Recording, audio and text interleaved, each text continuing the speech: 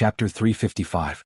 At 7:15, Luonan hurriedly ate a few mouthfuls of rice. He took the pie and the cup of milk that his aunt had forced onto him and sat in his uncle's SUV. He displayed the extraordinary strength of a glutton. The car hadn't even driven out of the community when he finished eating the second half of his breakfast.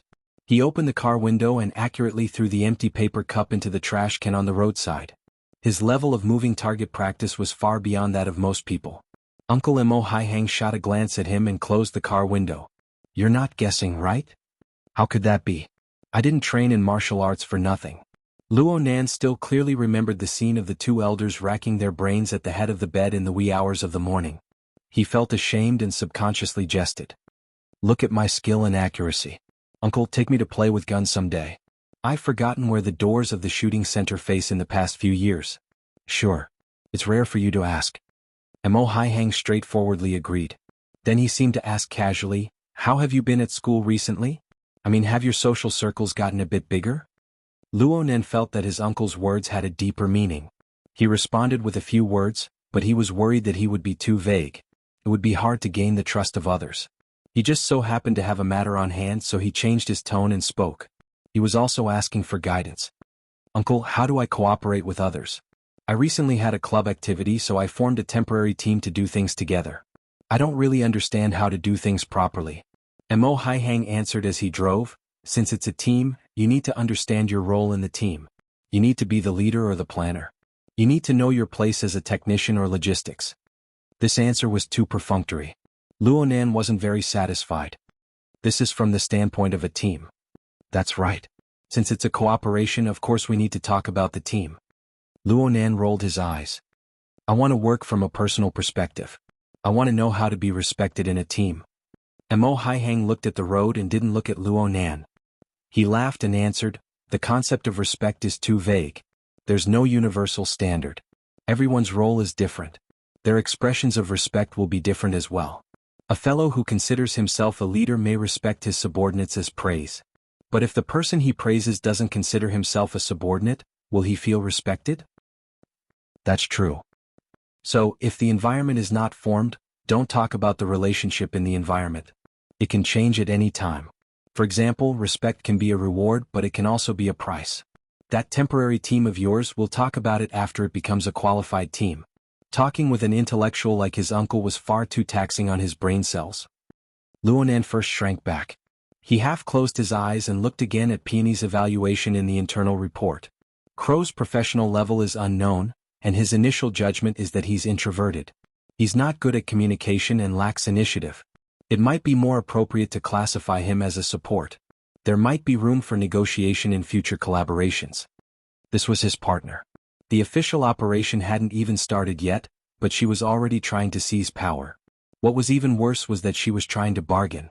Luonan admired Peony's eyesight and judgment, but this attitude inevitably made him feel uncomfortable. It also made him doubt Peony's structure. One had to know that this outsourcing was actually a compensation from Her Majesty the Martial Empress.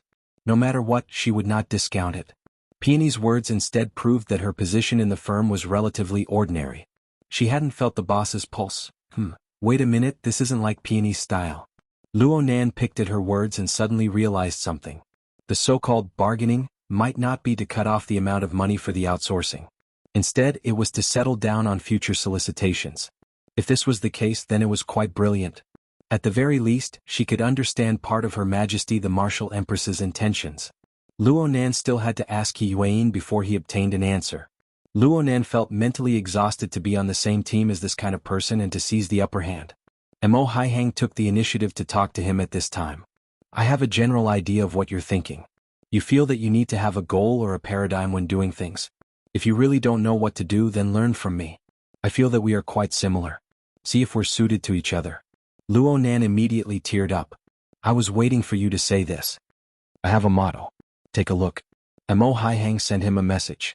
It was very short, only 8 words. "Those who set up don't set up. Those who cross over don't do." Luonan was stunned. He had read the classics as a child, and he had recently followed Gym Master Xiao to learn classical martial arts. He had crammed in some relevant knowledge, and he recognized these words from the sacred text of Taoism. These 2 lines said that if one stands on tiptoe for the sake of looking into the distance, one will not be able to stand steadily.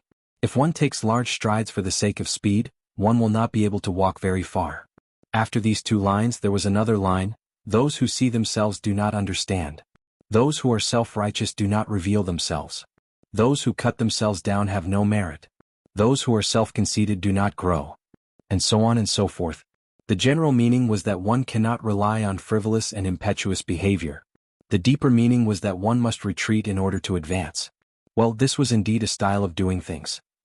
It was quite compatible with his uncle's usual low-key words and actions. But the current situation was not like this. Mo Haihang did not know that Luonan was entangled in his heart. He asked, "Do you understand?" "I understand." "Yes. Uncle, is there anything else?" "There is. For example, good deeds leave no trace. Good words leave no flaw." "I know." "Then there's also, to know the male, to guard the female, to be the stream of the world. To know the white, to guard the black, to be the style of the world. To be the style of the world, to be eternally virtuous, to return to the limitless. Simplicity is a tool.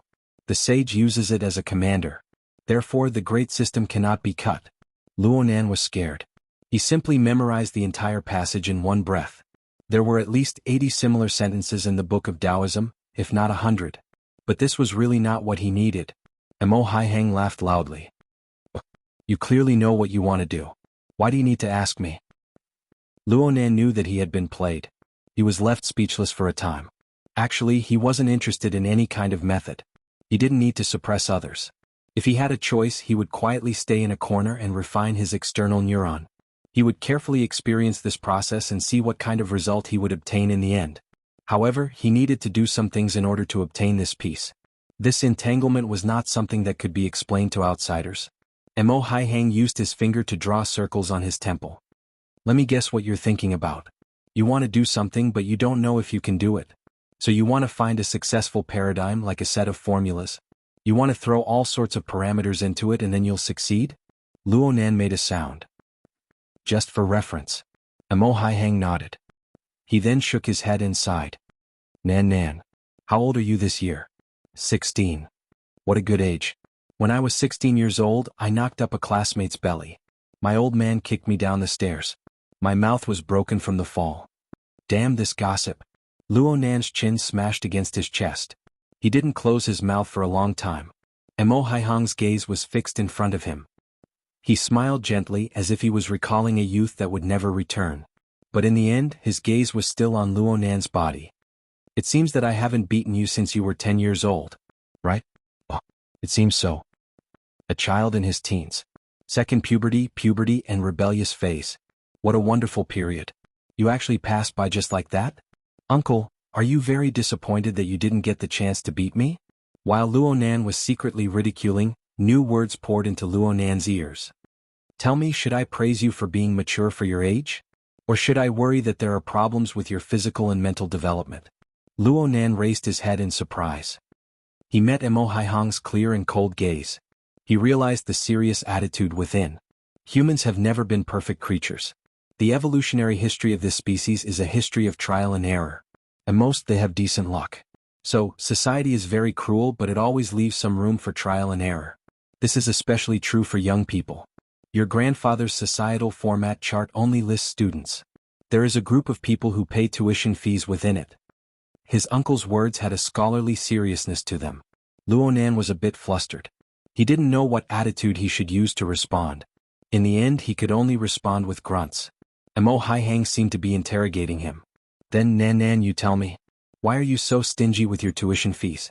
Are you prepared to press down on all the flaws and then lose everything in an even crueler stage?" Luonan didn't even have the strength to respond with grunts. He felt that his uncle today was completely different from usual. Perhaps last night's matter made his uncle think a bit more. Was his uncle probing his attitude right now? Luonan really wanted to say that it was a misunderstanding. There wasn't some inexplicable organization looking for him. But if he thought about it a bit more, the nature of the situation he was facing was more or less the same. Wasn't this a problem caused by Her Majesty Empress Wu's group of people?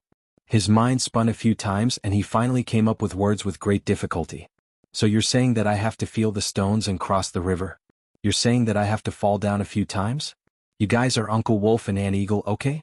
Come on, I know that you don't like student activities, uncle. Luo Nan did his best to disturb the atmosphere. He muttered, know the male and know the female.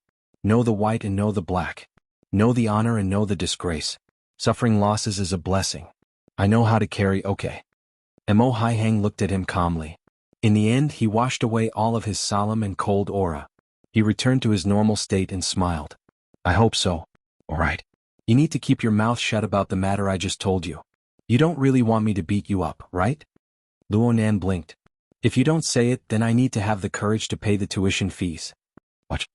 Mo Haihang really did slap Luo Nan's ear. Of course he didn't use any strength. Even if he did, he wouldn't be able to slap Luo Nan, who had the heart lantern of the eye's orifice. The interior of the car became lively. The autopilot system displayed its proper function. Luo Nan knew that some things had truly become different amidst the laughter. He needed to get used to this change. The car hadn't yet arrived at Acumen College. Far away in a certain park in the Riverwu district, an enormous crow flapped its wings and took flight. It flew along the city's riverside greenery at a low altitude. The rubber band tied to the crow's leg vibrated slightly, transmitting real-time information to the crow. Chapter 356. In the driver's seat, Master Jean didn't change his gluttonous nature. He still held a bag of food in his hand, but this time he switched to a folk snack. It seemed to be donkey meat roast. 4 long and narrow pancakes were stacked together. The pancake and meat were thick. Master Jean just happened to take a bite when ink flew in. He bit through the oily red and yellow meat pancake, and the roast dregs and meat oil mixed into his beard. It was truly a mouthful. Luo Nan's senses were quite complicated when he saw this scene. He didn't know if he should be full or hungry. In contrast to Master Jean, Peony maintained absolute silence in the seat behind him. She held a book in her hands and was reading. It was a physical book that was rarely seen nowadays. It was a thin booklet. The printing was extremely exquisite, but it looked like it was frequently flipped through. The pages were curled up and looked old. Luo Nan sensed the book in passing. The words Mystic Dermic Lotus Scripture were written on the cover. He remembered that it was a Buddhist scripture. This was becoming more and more rare. Peony didn't have too much of a casual and charming attitude when she was reading. She sat upright, and her long and slender fingers lightly pinched the pages of the book. Ink crashed into the booklet with quite a bit of noise, but she didn't even raise her head. It wasn't arrogance. She was truly focused and serious. Luo Nan felt that the consciousness of the world was full of ridicule. First it was the Daedejing. Then it was the mystic dermic scripture. What was going on today? Was someone going to bring a Bible over later? Ink didn't waste any words after entering the booklet. The civilian SUV started up and entered the high-speed magnetic rail. It followed the signs and sped toward the city. It was leaving the city. According to the plan, today's topic was still a meeting, but it was an on-the-spot meeting. Trigate Security arranged for the entire team to investigate the infiltration of the mutants on the spot. They also introduced more detailed information. Peony closed the book after the car started up. She even added a bookmark. She looked like she cherished the book. Perhaps this book had extraordinary significance to her? Luo Nan put himself in Peony's shoes and made a guess. However, Peony clearly wasn't prepared to discuss Buddhist scriptures or private matters with him. Her gaze shifted to Ink, and her eyes hooked into a charming arc. Crow, you nearly caused Mr. Ink to be late. The strange form of address and the corresponding person would make the heads of those unfamiliar with the team explode. Luo Nan thought of yesterday's small discussion regarding the form of address. That was the longest conversation they had yesterday. Perhaps Peony's preliminary judgment had largely originated from this? Luo Nan wasn't good at this sort of analysis, so he simply didn't care. He maintained his silence. Peony really did display quite the initiative. For the sake of increasing efficiency, we can change the team's mode of operation. For example, Mr. Ink can always be with me to avoid all kinds of unexpected and awkward situations. She didn't say what the awkward situations were, but Luo Nan could roughly imagine it. Peony asked again, does Mr. Ink need to recharge? Charge. Luo Nan was stunned for a moment before he understood. Peony was inquiring about the mode of operation between him and Ink. He did not answer the question directly but pretended a little. If you don't mind, let it follow you for a few days. I'll be online anytime. Ink could also hear that the two were talking about it. Its pitch-black eyes looked at the slender figure in the back seat without blinking. That's great. It seemed that Peony did not hear Luo Nan's tiny bit of malice. She just extended her hand and lightly patted Ink's grayish-white beak, teasing this giant among the crows. Then she said, "From the intelligence obtained yesterday, the target's main infiltration area is from the west of the River Wu district all the way to the outside of the main city district. The environment of the recycling stratum is even more complex. I plan to find a temporary residence in the River Wu district and conduct all-weather reconnaissance." Luo Nan immediately thought of his little nest in Blue Bay. Fine. Of course he wouldn't contribute it. He didn't have Peony's outstanding ability to analyze intelligence. If he could keep his mouth shut, he would do his best to keep his mouth shut. He would only speak after he arrived at the site to investigate. The civilian SUV shuttled through the early morning traffic. It took roughly half an hour to pass through the River Wu district and the adjacent Forest Wall district. This was tantamount to driving out of the main city of Xia City, heading toward the Trigate district further west. According to the normal route calculations, it would take an hour to penetrate the outskirts of the wilderness along the highway of the satellite city. It would be a cinch to reach the Trigate district several dozen kilometers away. However, the actual situation was much more complex. It was impossible for the mutants that had infiltrated Xia City to advance along the highway. On the contrary, according to their instincts to seek good fortune and avoid calamity, it was more reasonable to detour around the heavily guarded main road of traffic. Not long after leaving the main city district, the civilian SUV left the main road. Its four wheels touched the ground and it began its bumpy journey. Luo Nan had never seen such a bad road in his life. It was as if they had just passed through an air raid. There were craters everywhere. Old Jean, who was in the driver's seat, gripped the steering wheel and switched from autopilot to manual mode. Then he yawned, making it hard for the passengers to not feel complicated. Old Jean spoke a few words in the beginning, but most of the time he kept his mouth shut. He just filled his stomach in different ways. He was neither hot nor cold. He had the habit of clocking out and getting off work. Old Jean said that he was just a driver. Luo Nan didn't have any other requirements for a driver. He was just curious as to what the government of Xia City did for a living. This was a proper living area. He had been to the recycling stratum before, and the road conditions were much better than here. The two sides of the road had quite the style of the recycling stratum. There were low buildings scattered here and there. Many of them were temporary buildings, but they looked quite new. He could vaguely see children shuttling back and forth on the side of the road, laughing and playing. Luo Nan recalled the relevant information and confirmed that he was at the edge of the Trigate district. The Trigate district used to be the garrison of Xia City, and it had just been moved not long ago. The military was stationed all year round, making this place very different from the modern city. Traces of relocation could be seen everywhere. Someone contacted her through her wristband. "Hello, Miss Peony. I am Axel Thursday of Trigate Security. Please report your position." This fellow called Axel Thursday was an intelligence officer in the Trigate security operation team. He was also responsible for liaison work. He was responsible for explaining the information during yesterday's meeting. He was quite an astute person. Peony simply shared her position and Axel Thursday quickly responded, "I see you guys." A large container transport vehicle parked on the side of the road lit up its lights as soon as Axel Thursday finished speaking. The pitch-black body of the vehicle started up, indicating for Luo Nan and the others to follow. The civilian SUVs were quite suitable for the surrounding environment. As for the Trigate security military and police transport vehicle, it was indeed convenient to transport equipment and personnel, but it was quite eye-catching here. The vehicle stopped by the side of the road, attracting the gazes of many people. After it started up, there were even children driving skateboards, small cars and the like. They tailed along the way. It was quite lively, but it was also quite comical. The group of people passed through the inhabited area under this strange atmosphere and drove to a relatively spacious area. Vehicles of all sizes stopped. There was a highland not too far to the right. A reservoir was built there and the vegetation was dense. Though it was already late autumn, the deep green color was quite pleasing to the eye from a distance. The door of the container opened, and the personnel of Trigate security jumped out with a clamor. Most of them had equipment in their hands, and they assembled it as soon as they landed. The interior of the enormous container was completely a modern command center. All sorts of instruments and equipment were perfectly arranged, and there were at least 30 people working inside. Intelligence Officer Axel Thursday walked out from the stream of people and walked toward the civilian SUV. Peony got out of the car as well. She extended a hand and shook his hand. "Mr. Axel Thursday, Director Wu didn't come today?"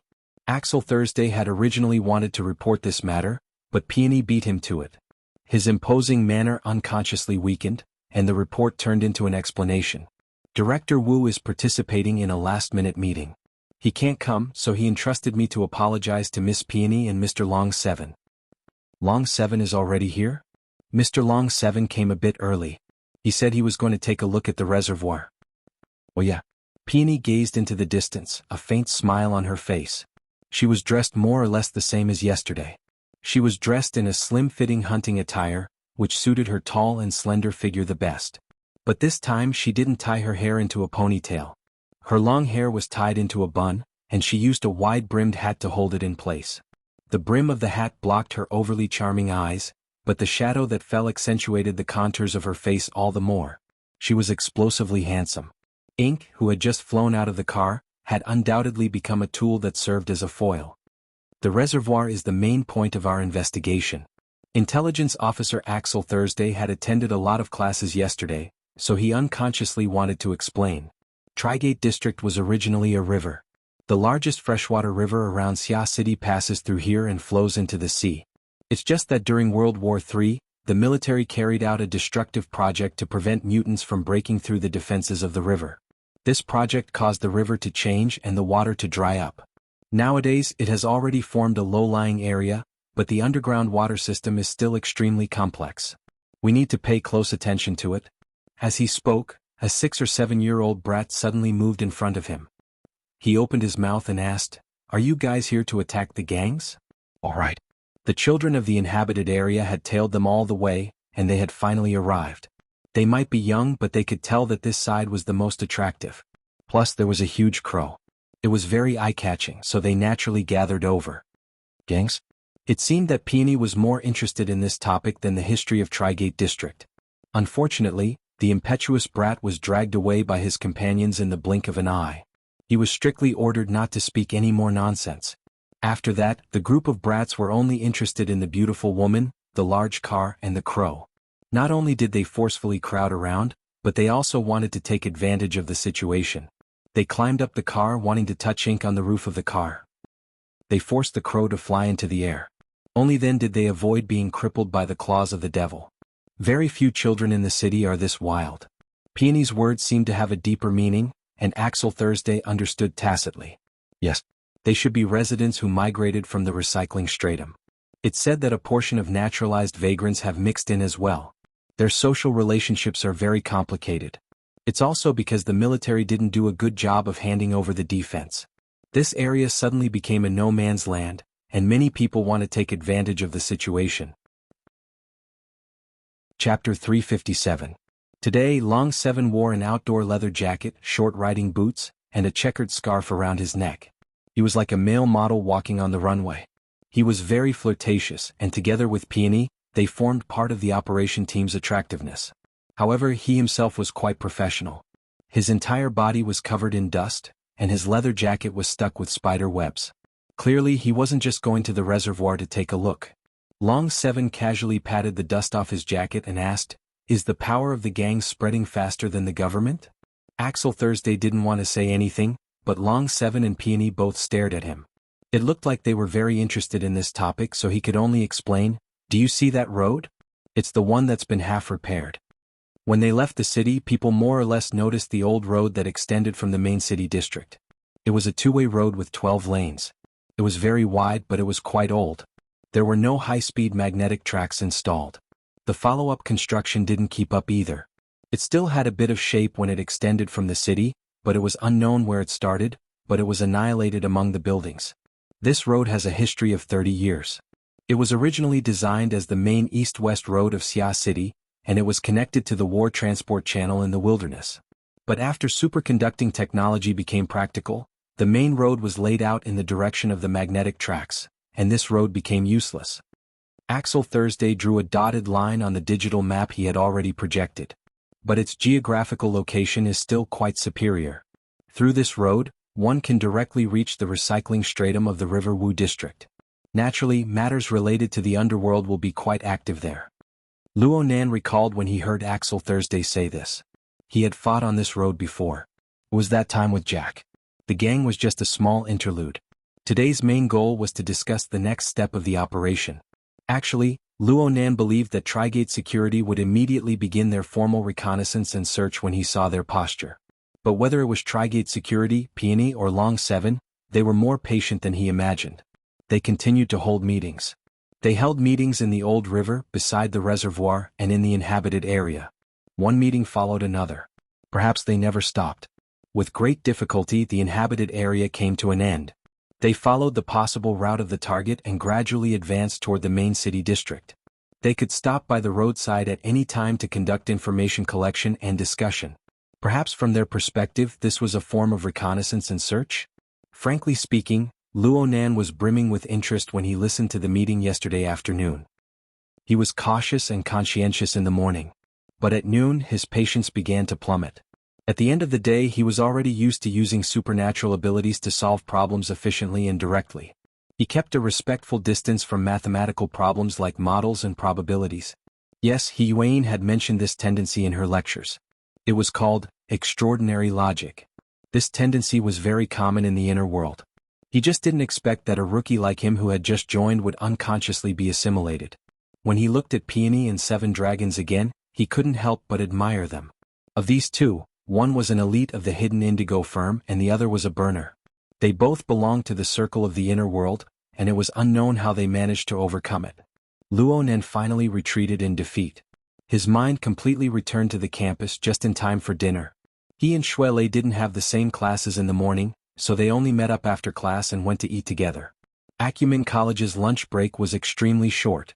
Only by eating a bit faster could they squeeze out some rest time.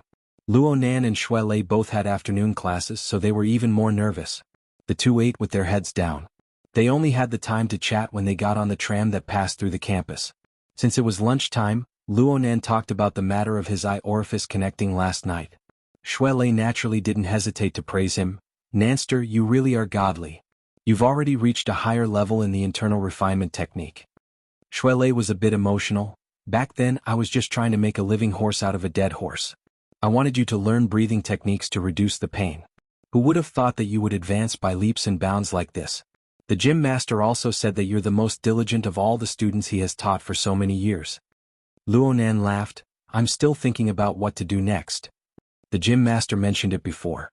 Since we're starting from the eye's orifice, there's no harm in walking this path to the end.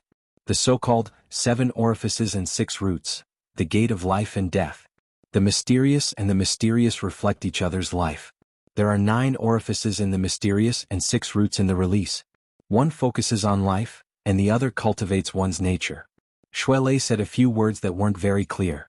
Luonan had been diligently tutoring himself in this subject, so he understood the general meaning. Luonan wanted Luonan to put effort into cultivating his senses, moving from the eye's orifice to the ear's orifice, the tongue orifice, the mouth orifice, the nose orifice, and so on. He wanted to cultivate with the 9 orifices and 6 roots, to drive his internal organs, to cultivate his body, and to polish his nature. The gym master did mention it, but he only mentioned a few simple words.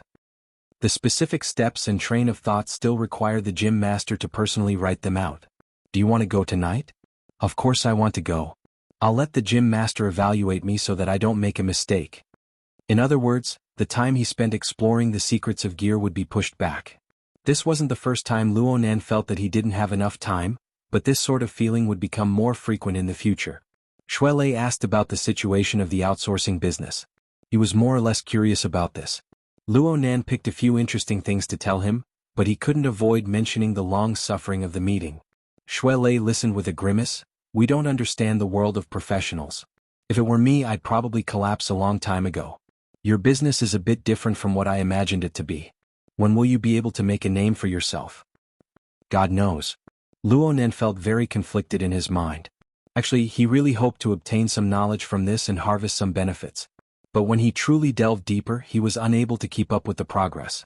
He was able to understand 70 to 80% of what was said yesterday afternoon, but he was only able to understand 50 to 60% this morning.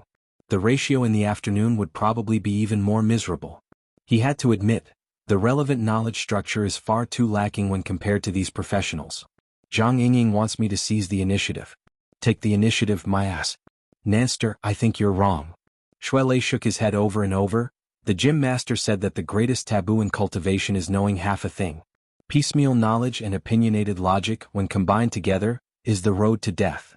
If you can't keep up with your schoolwork, then you might as well not study at all. Therefore, the gym master's first task is to divide students into classes and grades. Teach students in accordance with their aptitude. Your current matter may not be that dangerous, but there's no point in listening to it any longer. I feel that what Sister Yingying said is quite correct. You should seize the initiative. How do I seize it? Sweat. How would I know? But I think that since Her Majesty Empress Wu has outsourced the business to you, no matter how much effort Sister Yingying has put into it, she will always have trust in you. If Her Majesty Empress Wu feels that you can do it, then there must be a way. Otherwise, wouldn't she be deliberately making things difficult for you? Shui Lei's words were unintentional, but Luo Nan was listening intently. His mind was immediately stirred. Her Majesty Empress Wu outsourced the business to him. This was her way of compensating him. There was no reason for her to deliberately make things difficult for him. Her Majesty Empress Wu wanted to give him Peony as a partner. Her Majesty Empress Wu wanted to fill in the gaps. Otherwise, even if she was in the mood to give it to him, Luo Nan wouldn't have the face to ask for it. All right, Luo Nan had to admit that the professional standard that Peony displayed had scared him. Using the other strengths to attack his own weaknesses obviously put him at a disadvantage in every aspect.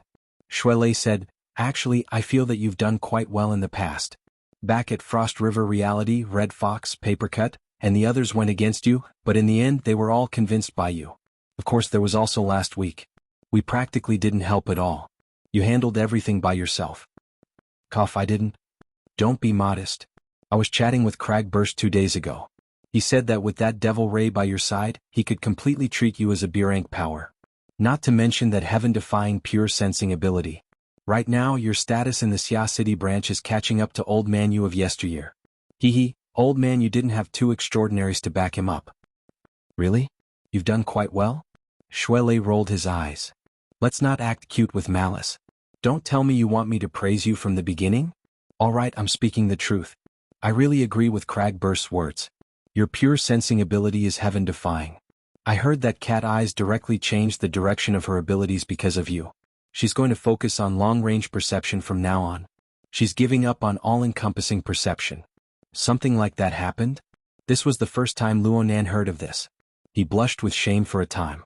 In a certain sense, though Cat Eyes was his believer, this was an accident from start to finish. Cat Eyes was unwilling. Her emotions were unwilling. Luo Nan wasn't Nanbadian. He wouldn't force himself on her.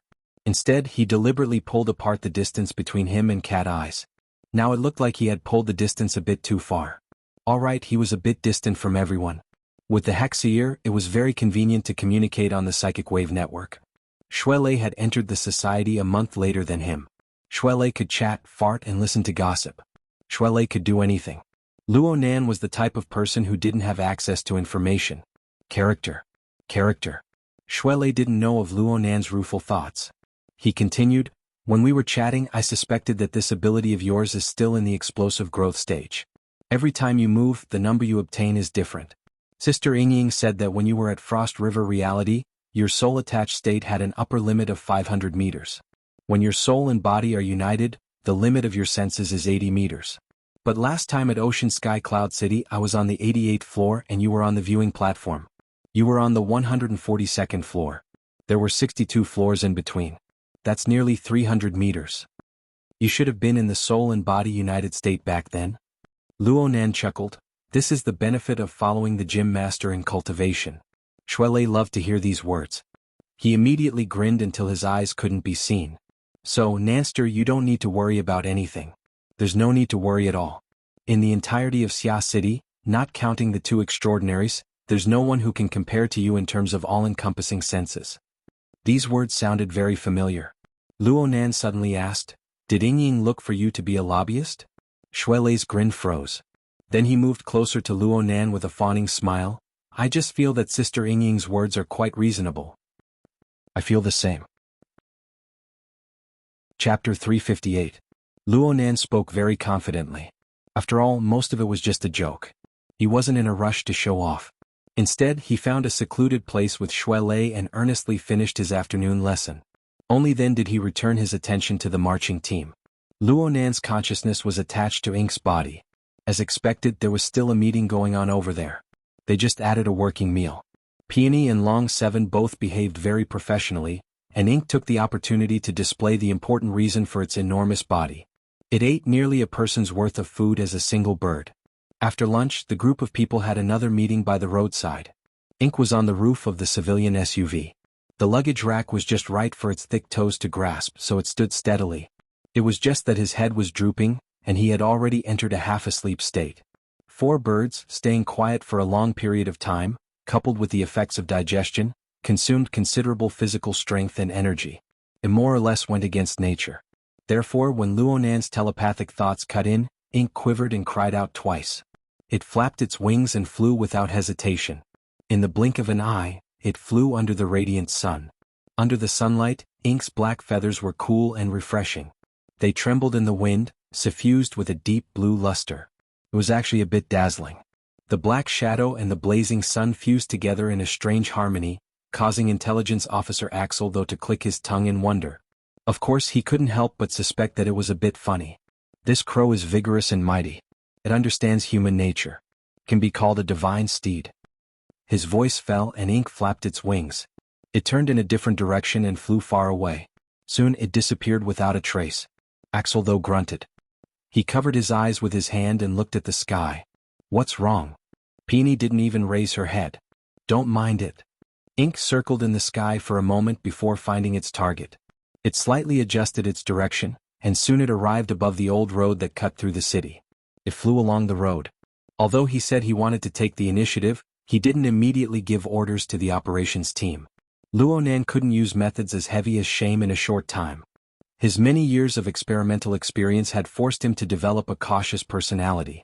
As long as his brain wasn't overheated, he didn't mind collecting a bit more data and information to use in his judgment. The operations team was doing similar things. Unfortunately, their fields were too different from Luonan's expertise. They couldn't be used by him. It was also thanks to Zhang Yingying's persuasion that he came to his senses in time. Otherwise, it would only be a waste of time if he kept following behind the operation team. Of course, the first thing Luonan needed to do before everything began was to test the upper and lower limits of Ink's abilities, especially the range of his perception. This was the fellow that made a living. He could not afford to make any mistakes. According to Luonan's experience, the sensing radius of the out-of-body state, the unity of body and soul, and the fulcrum of the believer were different by an order of magnitude.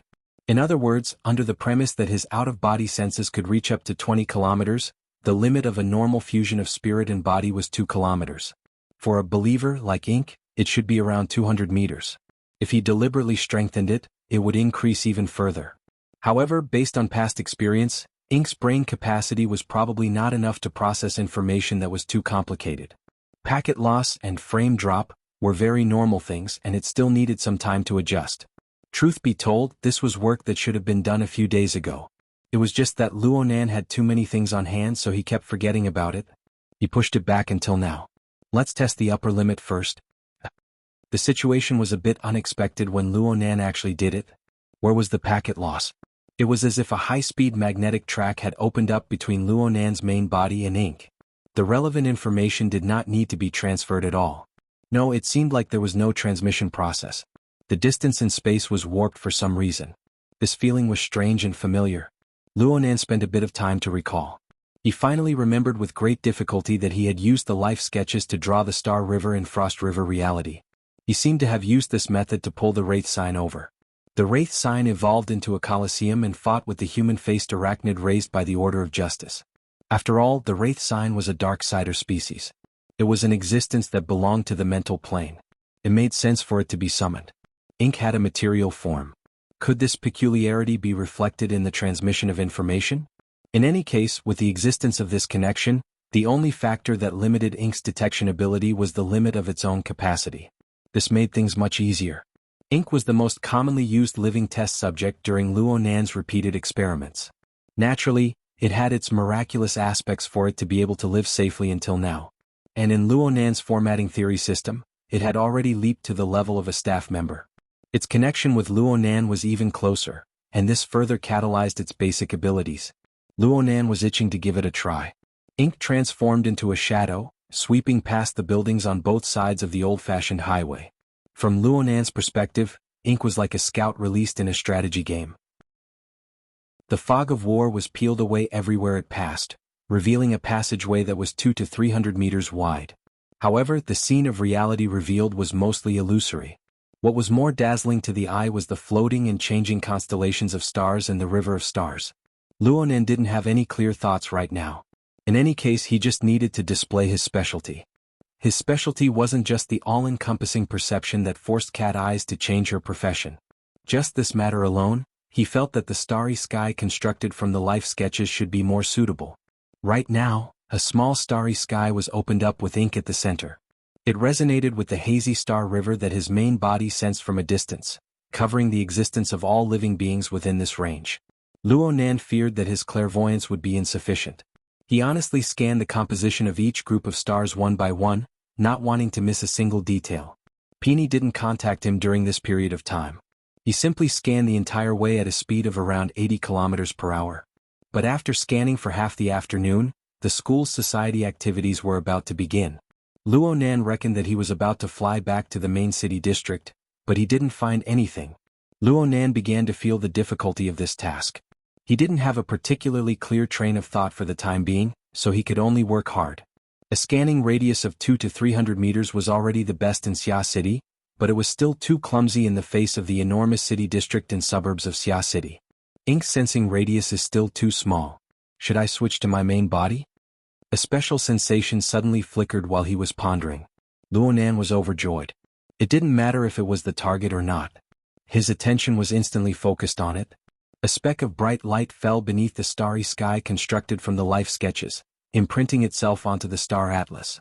The surrounding scenery materialized layer by layer, revealing the concrete scene. Luonan sighed when he truly saw it. He was greatly disappointed. This should be the recycling stratum of the Forest Wall district. It was a place where people gathered.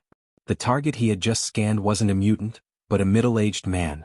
He wore a rather special robe, a bit like child's robe. It was light gray in color and it looked very simple. The middle-aged man was located in a sealed house. The area wasn't large, but the decorations were filled with a ritualistic feeling. He stood in front of the stage like a priest, reading the teachings of scripture to others. Luonan's overly anxious gaze was too close to the material plane, triggering quite a bit of activity. The middle-aged man seemed to sense something and his head tilted a bit. He was a bit confused. Luonan immediately thought of a secret order when he saw this scene. This place really did seem like a religious site. Also, it was an ability user. The Explorers Society of Xia City, the Order, the government, the military, the financial groups, and so on. The number of ability users didn't even reach 2,000. It wasn't too many, but it wasn't too few either. Luonan had randomly bumped into one. Should he say that his luck was good or bad? That's right. The difference between ability users and normal people on the life sketches level was far too great. Oh my, he was really stupid. Luonan, who was at school, slapped his forehead. Ink's flying wings nearly curled up. Fortunately, it reacted midway through its descent and fiercely flapped its wings to recover its altitude. Luonan didn't even think for half the afternoon. The life sketches of ability users were already this special. Naturally, mutants were even more different. This was an obvious fact. He had come to a similar conclusion before, but he had actually wasted half the afternoon on this. Luonan was drunk on his own brain. Now that he had bumped into someone else's preaching scene, it was more or less Luonan's fault. He didn't want to complicate matters, so he wanted to unfollow them. But in the end, he subconsciously swept his gaze over and felt an indescribable familiarity. He focused his mind and saw a familiar face. Yes, he looked a bit familiar. He just saw him today. It was the same child who jumped out to ask the members of the action team if they were going to strike down gangs at the reservoir. This child looked to be 5 or 6 years old at most. He was quite eye-catching in the midst of a group of adults who were listening to the preaching. He was actually attending class here? Xia City's traditional political power was quite powerful. In terms of religious belief, they adopted the principle of minors should stay away. Adults should make their own choices. A little child running over from far away to listen to a priest's sermon was against the rules, even if he had parents following him. Luonan's thoughts just spun, but he didn't think too deeply about it. After all, it had nothing to do with him. But Luonan came to a realization when he saw this child. The distance he flew out seemed to be a bit too far. It was over an hour's journey. If something happened, he wouldn't be able to respond to Peony. He decided to go back the way he came. And at this time, the priest of some unknown religion announced the end of today's preaching class, perhaps due to his restless mind. The group of people withdrew from the room in an orderly manner. As for the child, he came out wrapped in the crowd.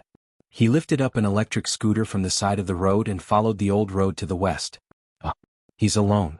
Luo Nan discovered something unreasonable. Moreover, the electric scooter the child was driving had clearly been modified. Using ink speed as a reference, the speed definitely exceeded 50 kilometers per hour. It would not be an exaggeration to say that the scooter was traveling as fast as lightning on this simple and unobstructed structure. Luo Nan broke into a cold sweat for the child as he watched. There weren't many cars on this abandoned old road, but as long as they dared to go on the road, they would more or less be related to gangs. They would run amok, seeking excitement. What the hell was the child doing? Luo Nan thought for a bit. They were going the same way anyway. Let's just follow. It was better to be safe than sorry. If something really did happen, Luo Nan would feel uneasy. Ink flew in the sky, but the child was completely unaware of it. He rode the scooter, gripped the handlebars, and sped along at high speeds. He was quite at ease. When there was a slope, he would even play a few tricks. He was like a living monkey. His ability to balance was quite strong. Luo Nan was a bit impressed. Chapter 359. The little monkey was quite young, but it was already a super player on this old-fashioned road. It was able to drive the simple and crude electric scooter to the effect of a high-horsepower motorcycle. Luo Nan followed it for a while and confirmed that there were no problems with the little fellow. He stopped staring at it all the time and went to study his own matters. He switched to clairvoyance, allowing the starry sky to be deep and the starlight to spread out. He only searched for special structures within. Of course, if he could see dark clouds that covered the starry sky, then it was definitely a big fish. But at this time, the enormous population base of Xia City revealed its astonishing influence to Luo Nan. The contrast between 200 million and 200 million was a ratio of 1 in 100,000. It was destined that ability users and mutants were not easy targets to see. Ink's clairvoyance had a radius of 200 meters. Even a professional like Cat Eyes would be ashamed to death. But in front of the metropolis of the present age, it was still not enough. Front, back, left, right, up, down, and down, the stars were more or less flowing and arranged. Their structures were all mediocre. They were generally similar, and normal people were still the overwhelming majority. No matter how dazzling the starlight was, looking at it for a long time would make one dizzy. The hazy star atlas and its complex structure were like a maze. Contact with it too much and one would feel fear. Luo Nan really wanted to turn it off and not look at it, but when he considered that the target was alive and could move at any time, and that the star atlas was constantly changing, he could only grit his teeth and persevere. Perhaps it was because he had seen it too many times. He didn't know when, but he felt that there were some other laws and principles within the mediocre and repetitive star atlas. There existed a minuscule amount of brightness. Perhaps it was a misconception. At the very least, the little monkey down below had its own characteristics when he looked at it the entire way. But it was still a bit lacking when it came to clearly distinguishing it from the others. Ink had to take care of the little monkey's speed, so it took an hour and a half to fly back to its starting point. Peony's exploration had come to an end, and they had returned to the vicinity of the inhabited area from before. They had missed each other, so Ink could only go back and continue traveling with the little monkey. Fortunately, this kind of good deed that was hard to come by in return soon ended. The little monkey bumped into his companions in an open space outside the inhabited area, and they immediately joined in the playing army. Ink hovered in the air, taking in the situation below. Behind them, Luo Nan felt a bit emotional. It was hard to tell the ages of these kids, but they were at least 5 or 6 years old. At this age, Luo Nan was already attending early education institutions. He didn't have the chance to be this crazy. Speaking of which, the trend of early education was overwhelming, and almost no one was spared. The settlement area had become a paradise. This wildness and freedom did not seem like the style of the residents of the metropolis. It seemed that the rumors of naturalized vagrants, mixed in, were not groundless. From another perspective, after the little monkey joined his companions, the subtle difference on the corresponding star maps was magnified, but it was still not clear enough. Luo Nan simply had Ink find a green belt and stop on a tree branch to observe from a close distance. There was probably no way out if he were to look everywhere. He might as well lock onto a limited number of targets and see if he could find some patterns and clues. He was going to draw an even more detailed life sketch for the little monkey and his companions, and then examine the differences within. As soon as he figured out the direction, Ink was discovered by the group of sharp-eyed kids. That big crow from this morning. It wasn't just someone who shouted, but it immediately attracted a group of people to watch. There was even a kid who threw a stone, hoping to catch it in one go. This action immediately drew a reprimand. "What are you being impatient for? My dad has a net shooting gun in his car. Let's catch it alive. We can use it to trade with that group of people later. We'll pay a high price." Sweat, this group of brats. Compared to his companions, the little monkey was quieter. He didn't respond, which comforted Luo Nan. "You're not an ingrate. I didn't look after you in vain." But no matter what, one little monkey was no match for a dozen or so brats. Luo Nan didn't want to be played as a target. He immediately flapped his wings and flew up. The group of kids became anxious upon seeing the situation. They had already treated ink as a dish on their plate. They found it hard to accept seeing a cooked duck fly away. Rocks flew like rain amidst their shouts and shouts, but it was useless. The kid who volunteered to take the net shooting gun moved quickly. His dad's car was right by the side of the road. The kid opened the trunk and took out the net shooting gun. He took a look and was about to pull the trigger. He didn't know why, but he suddenly felt dizzy. His feet were in a mess. The ground was like a wave rippling back and forth. He pulled the trigger, but he didn't know where the gun was pointed. "It's an earthquake. It's an earthquake." In the past month, the frequency of earthquakes in Xia City had decreased. Most people were familiar with this feeling. But the people who stayed in the temporary inhabited area were still very sensitive due to the strength of the buildings. Especially when the feeling was so intense right now. Some children's legs even went soft and they fell to the ground. A few adults who were watching the excitement from the side of the road were flustered by the children's shouts. But most of them were still baffled. Earthquake? They didn't feel anything. Of course they didn't feel anything. This was because Luo Nan had used ink to release an attack on the mental plane. It was only targeted at the group of kids. The magnitude of the attack was actually very slight. It wouldn't hurt anyone. It was just that their reactions were slow and their minds were dazed. Ink flew high into the sky, leaving behind a pile of chicken feathers. This represented the end of today's search operation. Luo Nan's plan to seize the initiative and amaze the world with a brilliant feat didn't come to fruition in the end. It was still the same. $1 million business wasn't easy to do. It was the same even if it was compensation. After an entire day of torment, Luo Nan finally realized that there were many things in this world that couldn't be won in a single spurt of energy. His state of mind unconsciously calmed down quite a bit. Searching for mutants wasn't a particularly urgent matter for him. On the contrary, he was tossed around by the hazy starry sky for a long time. That feeling of being clear yet not clear and having no direction at all was especially annoying. And so Luo Nan knew that he cared a bit more about formatting theory and cultivation itself. When night fell, he simply tossed ink to peony. He didn't have the leisure to go prying on people's privacy for the time being. Instead, he went with Shuelei to Divine Yu Gym in Basan Building. It was said that Gym Master Xiao would be moving in a few days. Luo Nan believed that the gym was deserted, but he never expected to see the brightly lit front courtyard when he entered. There were many figures. They were the parents of students waiting outside the front courtyard practice field. Luo Nan was baffled. Aren't classes already suspended? It's the last class. The gym master feels that the progress of Foundation Class 5 just so happens to be stuck at a node.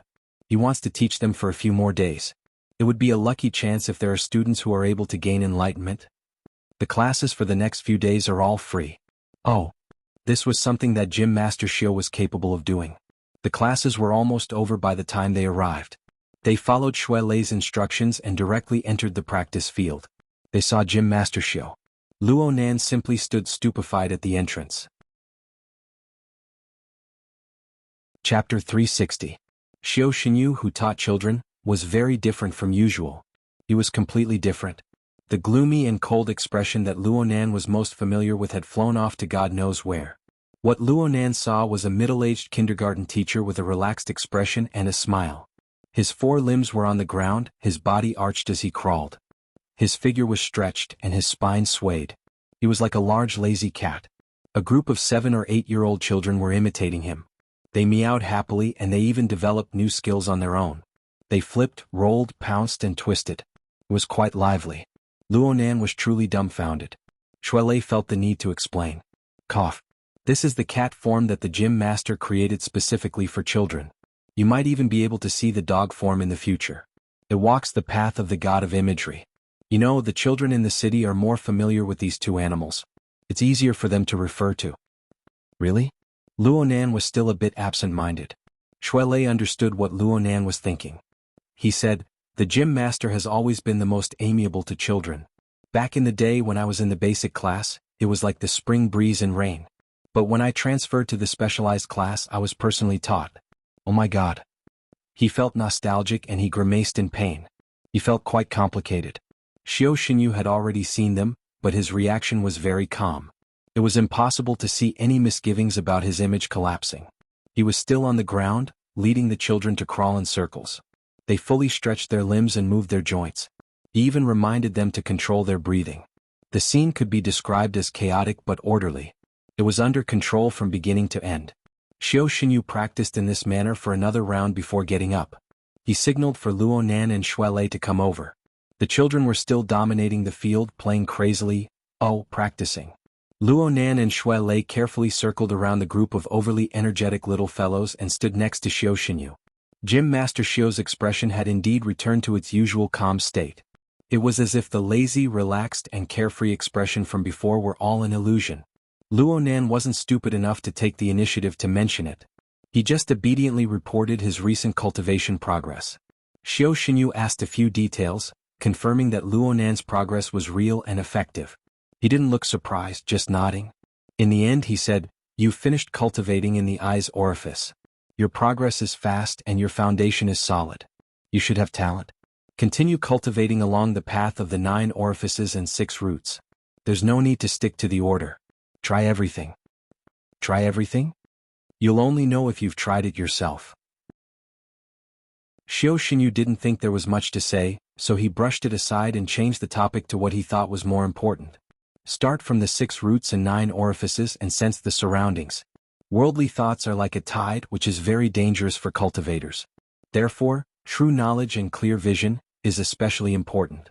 Knowing oneself is true, knowing others is clear. Knowing others and knowing oneself cannot be biased. Actually, Luo Nan did not quite understand, but when he heard Xiao Xinyu talk about understanding people, he could not help but think of the events that had tormented him for the entire afternoon. He could not help but ask, the people of the world seem to be thousands and thousands of different, but when it comes to the level of life, the myriad streams return to the origin. The differences are extremely small, and there are many things that seem right, yet are actually wrong. How in the world should we distinguish them? Xiao Xinyu glanced at him and gently nodded in approval. When Luo Nan described his extraordinary cultivation progress just now, it was nothing more than this. We cultivators know ourselves and know others. We should start from 3 places: the root receptacle, the root nature, and the root trigger. These 3 things, whether it is teaching others or self-cultivation, must be seen clearly. Root receptacle, root nature, and root trigger? Luo Nan had a stupefied expression. This is the language of the Shijia. It has been borrowed, but it has been slightly mutated. The so-called root is the root of growth. According to your words, it is the basic order frame of a person. Xiao Xinyu had spoken to this point, and Luo Nan understood. As for the differences between the 3, the one that can hold objects is the tool. It is the quantity that can hold. The one that creates good and evil is the nature. It is the discrimination of direction. The one that moves appropriately is the trigger. It is the fate of receiving the law. Simply speaking, one must look at one's aptitude when looking at the future of cultivation. This is divided into talent, temperament, and destiny. Only by understanding all of these elements can one choose the most suitable technique for a person. Only then can one choose the most suitable person for a technique. Luo Nan felt that Xiao Xinyu was not only teaching him how to cultivate, but he was also expounding on the teachings themselves. As a teacher, these were undoubtedly words that came from the bottom of Luo Nan's heart. It wasn't just Luo Nan. Even Shui Lei pricked up his ears to listen carefully. There is an ancient saying that the path transforms the virtuous and the foolish. Let's not talk about the controversial points. Schools have different doctrines and there are many differences in the disciples they accept. This is obvious.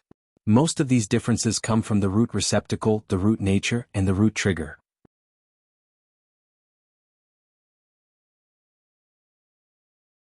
The principles are easy to understand, but the important point is how to distinguish them in reality. Shui Lei, you don't need to listen to what I'm about to say. Your root receptacle is thick and your root nature is simple. The root trigger should be activated for a long time. What you need is a pure intent.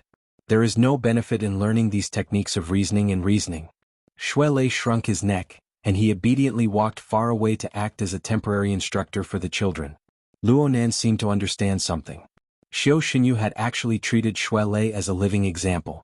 He had demonstrated to Luo Nan how to distinguish and utilize the root receptacle, root nature, and root trigger. The results were naturally excellent. Luo Nan already had a bit of a plan in his mind. Listen carefully. Xiao Xinyu gave Luo Nan another reminder. Then he imparted Luo Nan the specific techniques of distinguishing the tool, nature, and mechanism. This technique was actually a summary of experience. Aside from a keen and penetrating state of mind, one also needed a wealth of life experience to support it. Right now, Luo Nan had only learned the basic principles. He was still far from truly crossing the threshold. However, this bit of principle was already quite outstanding. Especially the standard of clairvoyance and judgment. It pointed to the most profound and subtle level of the human body and mind. It vaguely corresponded to some of the problems in Luo Nan's formatting theory. Especially this afternoon. Luo Nan felt his soul strength stir. He scratched his ears and cheeks for a time. He really wanted to return to the settlement in the Trigate district and stare at the little monkey and those wild little ghosts. He wanted to look at them in detail once more. Unfortunately, he was destined to be unable to do so tonight. Xiao Xinyu gave a rare warning to Luo Nan. He needed to make Luo Nan comprehend the marvels within. Speaking of this technique, I will teach you this technique tonight. I know that you have a thoughtful personality. You are suited to study and research. I also know that you have a deep and solid foundation. It is enough to bear the burden. You took the initiative to ask and you seem to be pointing at something. You should have encountered a corresponding problem. It just so happens that you have the tool, nature, and mechanism at the same time. It is like the return of spring to the earth. It awakens and hibernates all living things. It is born naturally. Although its nature is soft, its nature is firm. The result should be pretty good. Luo Nan nodded fiercely. Now he somewhat understood the true meaning of the phrase, if one hears the path in the morning, one can die in peace in the evening. Of course, it would be too much of an exaggeration to say that Luo Nan wanted to die. It would be best if he could happily verify it a few times. Chapter 361. He just so happened to hear Xiao Xinyu's words. He was very surprised.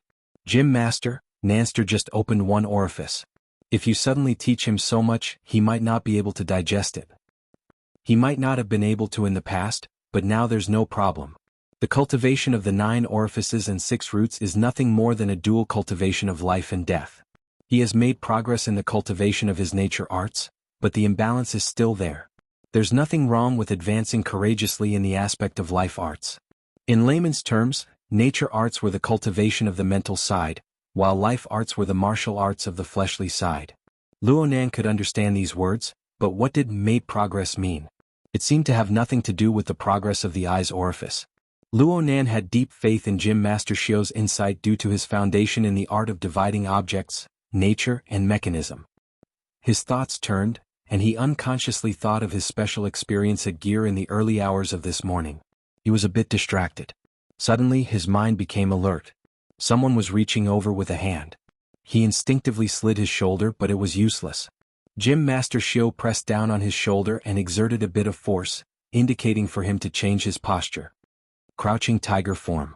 Luo Nan hesitated for a moment, but in the end he obediently knelt on the ground. He stretched his back forward and pressed his elbows. His legs naturally curled up and he transformed into another big cat, but this time he was sleeping. This movement was one of the Taoing techniques he had learned. It was not difficult at all. Plus, after many days of practice, he had already connected with the will of the mind. When he assumed this posture, it naturally resonated with the true meaning of mimicry. He was like a fierce tiger taking a nap in its lair. It was tight yet not tight, loose yet not loose. Amidst the laziness was the tension of a king of beasts. It caused his mind and body to be in a marvelous state of relaxation and tension. Xiao Xinyu squatted down and pressed down lightly on Luo Nan's head. He spoke. Frankly speaking, Luo Nan was unable to hear what Xiao Xinyu said. He just felt that the vibrations of the sound waves did not seem to be transmitted through the air. Instead, they flowed along Xiao Xinyu's palm and seeped into his brain. They were like thunder. The sound of thunder entered his brain, stimulating the apertures of his head and face to vibrate. Then it spread to his entire body. The thunderous vibrations pushed forward layer by layer, causing the body chakra to shake first. The internal links were subdivided, the 9 apertures, the 5 zangs, and the 12 joints all resonated. The eyes, ears, nose, tongue, body, and mind all knew where they were. At this The time, experience brought Luo about Nan by was the able to thunderclap clearly and the new distinguish knowledge Xiao involved Xinyu's had already voice. become a kind of verification. It was tantamount to synchronizing memories between the body and the mind. In this way, the body gear constantly rotated, and the God gear corresponded with each other. They coupled and moved in unison, constantly correcting the details. Gradually, Luo Nan ignored Xiao Xinyu's words. His entire mind was focused on the fine adjustments of the frame of body and soul. He looked at how the blood, energy, and fluid transformed layer by layer between the internal organs. It was like flowing water in the mountains. It flowed and permeated above and below ground, between the cracks of soil and stone. When it reached a certain degree, Luo Nan's thoughts stirred slightly. He felt the vital energy of his heart, spleen, and stomach boil. His blood and energy flowed upwards. As for his brain and face, he felt a slight turn, and his mouth was suddenly filled with saliva. It was sweet and moist as if he was drinking nectar. Combined with Xiao Xinyu's teachings, Luo Nan was clear on the direction of his next step. The orifice of the heart was the tongue. The orifice of the spleen was the mouth. Although the mouth and tongue were separated, they were actually one orifice. And in classical theory, the heart and spleen and stomach were said to be external and internal. Luo Nan had opened up the two organ systems of the heart and spleen at the same time. It looked like there was some truth to this. Before formatting theory had truly taken shape, Luo Nan had first developed the Appetite King skill. He could digest food and provide his body with sufficient energy. The function of the spleen and stomach was amazing. And ever since he started practicing martial arts, his body's blood and energy were vigorous and healthy. It was said that the heart governs the blood vessels, and it was suitable for the dispersal of the liver energy. Wasn't there a saying that wood feeds fire and fire feeds earth? In this way, the liver, heart, and spleen, these three systems were linked to each other. Whether it was the specific circulation of blood and energy, or the enigmatic promotion and suppression of the five elements, everything made sense. Luo Nan didn't delve too deeply into it. He paid more attention to experience when it came to the circulation of the body gear. He felt as if a pool of nectar had opened up in the root of his mouth and tongue. Saliva overflowed from time to time, sweet and nourishing. Then there was the heart, the spleen, and the stomach. It utilized the mechanism of the organs to transform external energy into internal energy, allowing the essence to be filled and solidified. His vital energy boiled and spread throughout his muscles and tendons. A thin layer of sweat appeared in the blink of an eye. It could be said that his blood and energy were unobstructed. Luo Nan had been in the crouching tiger stance for too long.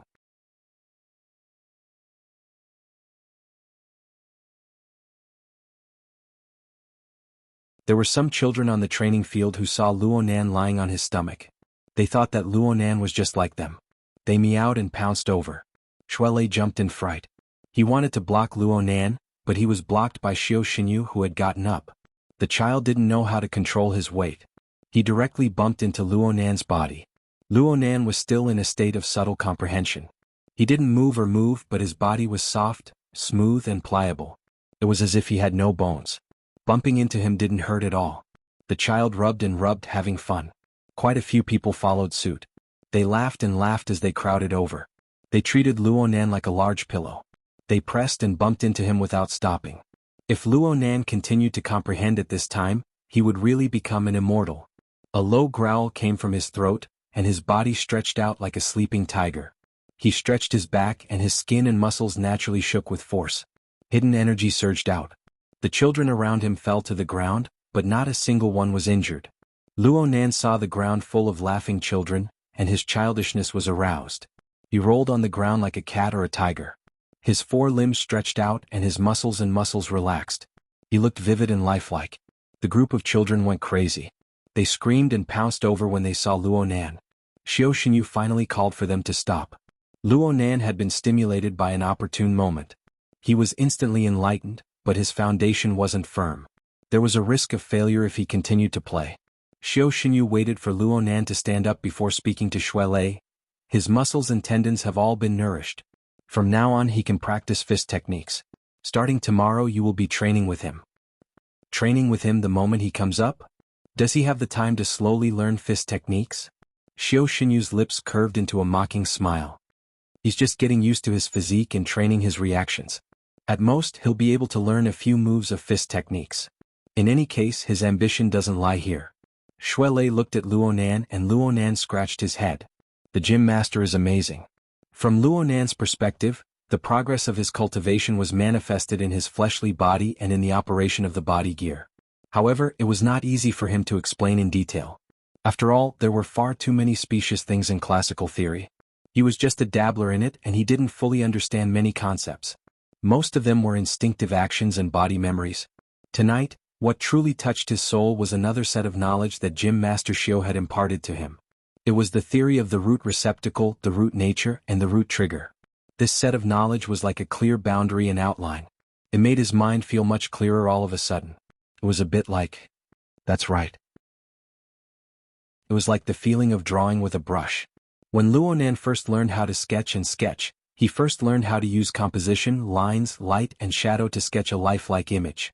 He felt that he could draw the entire world. Of course, reality would teach him a lesson later on. However, he had just come into contact with a brand new domain. He had a clear feeling of understanding and talent. It was the most beautiful illusion in the world. If he could touch the ground, the feeling would become all the more vivid.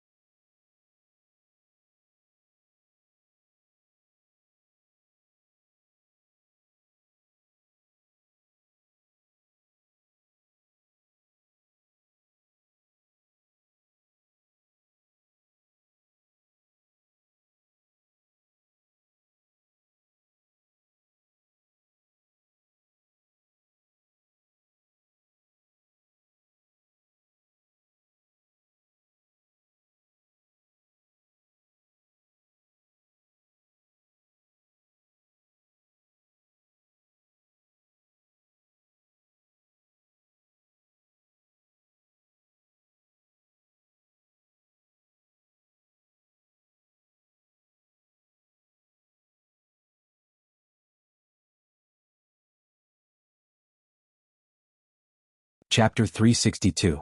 Gym Master Shio's lecture time was not too long. He indicated that he had already taught Luonan everything that needed to be taught. The rest was up to Luonan to experience. Luonan wasn't in a hurry to leave. He and Shuelei sent off the students of Basic Class 5, then went to the backyard to help Gym Master Shio clean up. He continued to pack his luggage and he only left the Daoguan at around 9 o'clock. Luonan and Shuelei separated in the underground parking lot of Bosan Building. They sat in the security car sent by the society. The driver of the car was the same one from last night. His surname seemed to be Qin, but Luonan was unclear about his name. Neither of them were talkative people. They merely nodded at each other as a greeting. Luonan sat in the front passenger seat. His body leaned against the back of the seat, allowing the car to drive onto the highway. He closed his eyes and muttered to himself. Right now, Luonan's heart, liver, and spleen were driving the blood and energy of his entire body to rise and fall. The blood and energy soaked through the tendons, periosteum, muscles, and so on of his entire body. The blood and energy rose to his face. The eye's orifice was like a lamp, and the orifice of his mouth and tongue was like a jade pool. The blood and energy naturally coiled. It was marvelous beyond compare. However, Luonan was rarely touched by the various mysterious transformations on his body. At this moment, his mind was filled with the knowledge of the root receptacle, root nature, and root trigger. The flashing spiritual light seemed to mix with the dazzling starry sky in the afternoon, sketching out a novel structure before disappearing in the blink of an eye. It was both exciting and frustrating. Stop, stop, stop. Dojo Master Shio had said that this sort of clairvoyance and judgment technique couldn't be done with empty guesses. They had to start from the real thing. The best way was to have a mutual understanding of the inside and the outside. That was to gain insight into oneself, observe others, gradually familiarize oneself, and find an evaluation principle that was most suitable for one's own logic. This sort of way of speaking faintly conformed with the concept of egoism and formatting theory. It suited Luo Nan's taste very well, and he didn't dare to be careless. So Luo Nan decided to dedicate all of his weekend time to seriously practice what he had learned tonight. Because of this, he had to postpone all of his schedule for the next 2 days. The current Luo Nan had a different status in the society. He had an entire security team by his side. If he were to suddenly change his itinerary, he would need to act as soon as possible to avoid inconveniences and accidents. He immediately contacted He Yuan. There was nothing to hide about this matter. He directly said that he had to rest at home and sort out his recent gains. He Yuan naturally supported this. Luo Nan simply chatted a few words before hanging up. His mind calmed down a bit, and he began to make simple arrangements for his schedule for the next 2 days. On Saturday, he could hide in his bedroom and continue to familiarize himself with the 9 apertures and 6 roots homework. On the other hand, he could ponder the application of the root receptacle, root nature, and root trigger. For the rest of the time, he continued to burn and refine the external neuron to see if there was any progress. If he gained anything during this period, he would split his consciousness and send it to ink to verify it one by one. On Sunday, they would make adjustments according to the specific situation on Saturday. Just like that, these 2 days were filled to the brim and were extremely fulfilling. If everything went smoothly when he arrived at school next Monday, he could use this opportunity to quietly explore the mysteries of gear. How wonderful! Luo Nan was very satisfied with his own arrangements. He immediately opened his notebook and made some simple tabulations before making some slight adjustments. After everything was settled, he heaved a sigh of relief and was in a good mood. He took the initiative to smile at the bodyguard driver beside him. "You've worked hard these past few days. I'll stay at home for the next 2 days. I hope everyone can relax." Driver Qin wasn't good with words. He was very steady. Luo Nan's time at the Daoguan wasn't easy to set. He waited in the underground parking lot for nearly an hour, but he was still calm and collected. He felt more reliable than old Jean of the hidden indigo firm. He just laughed at Luo Nan's words. He didn't respond. Just as the car was about to return to silence, Luo Nan's wristband vibrated. Someone was calling. Luo Nan looked at the caller ID and thought to himself, "This is really strange." Emoya's name was actually displayed on the screen. His older female cousin had gone to Man City for a month. She had gone crazy at the music festival, angering his aunt to the point of jumping like a corpse. Aside from Luo Nan being hospitalized twice in the middle of the month, which was too frightening for him, there was no news from her for most of the time. Why did she take the initiative to call him today? As soon as the call connected, Emoya bluntly asked, "Do you remember the favor you owe me? Did you know that I blocked a bullet for you?" Luo Nan nearly blurted it out, but in the end he still asked, "What favor?" "I looked at your call log. September 26th, 7:18 in the afternoon. Do you remember?" "Forget it. In any case, you owe me a lot of favors. I don't care about this time. You just need to remember your promise to repay me. I want to use your house to prepare for the party." Luo Nan finally struggled out of the brilliant thoughts of the root receptacle, root nature, and root trigger. He really did obediently sweep his eyes over the call log. He did his best to recall for a few seconds and finally remembered. The night before he truly comprehended formatting theory, Emoya really did cover for him. Actually, there wasn't much meaning to it. Just the next day he was brought home by his aunt. Luo Nan was disinclined to bicker with Emoya over these things. "Yeah, you said it before. I think it was in the middle of October. What time is it now?"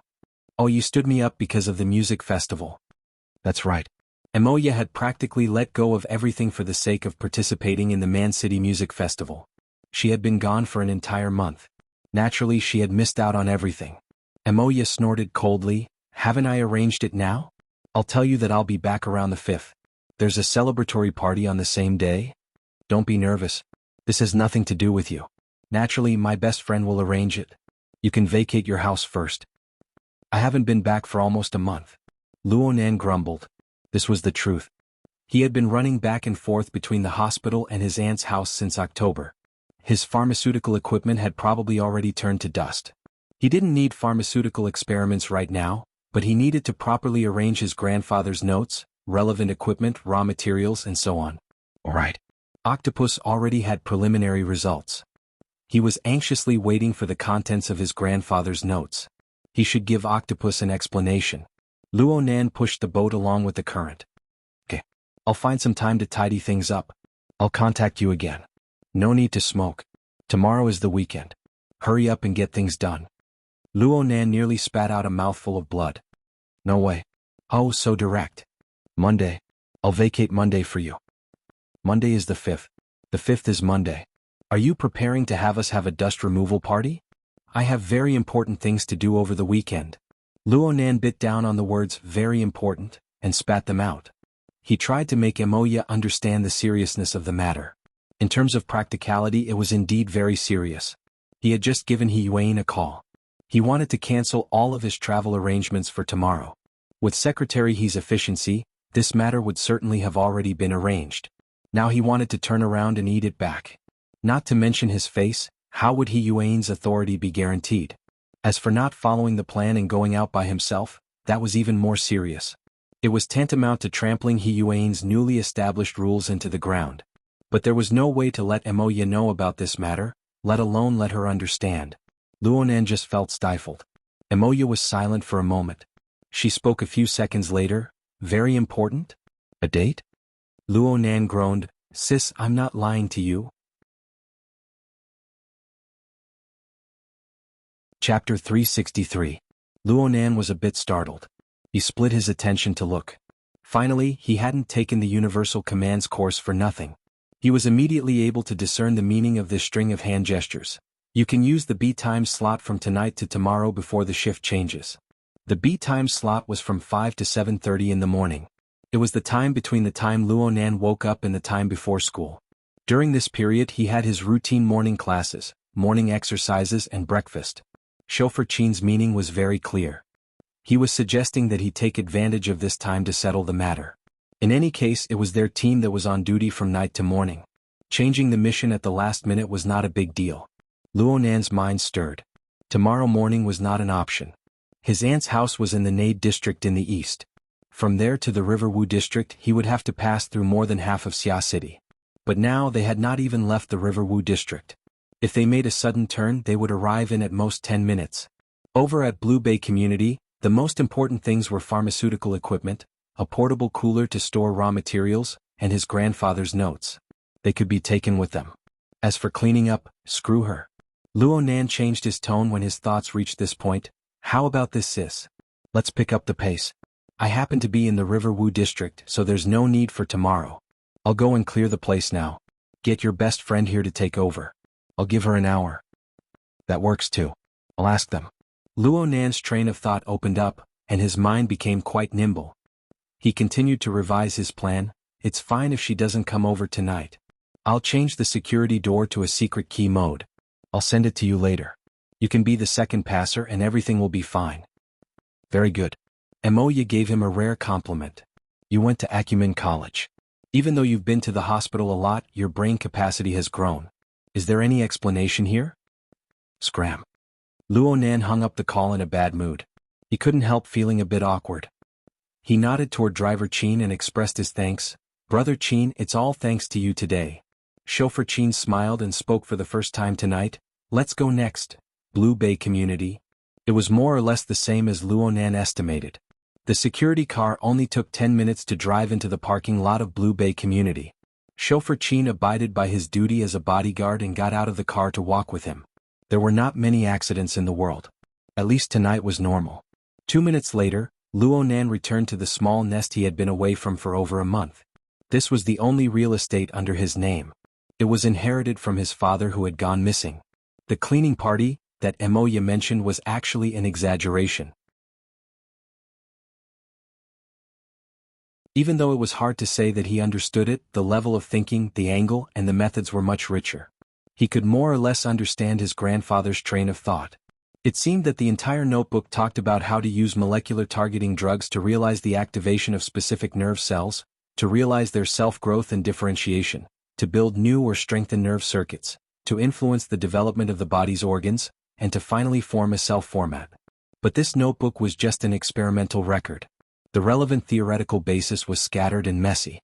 It was impossible to form a complete system even after many attempts of sorting it out. The most complete theoretical overview was actually just a set of diagrams and words on the title page. Luonan flipped to the title page and saw the neat hand-drawn diagram and the scribbled handwriting.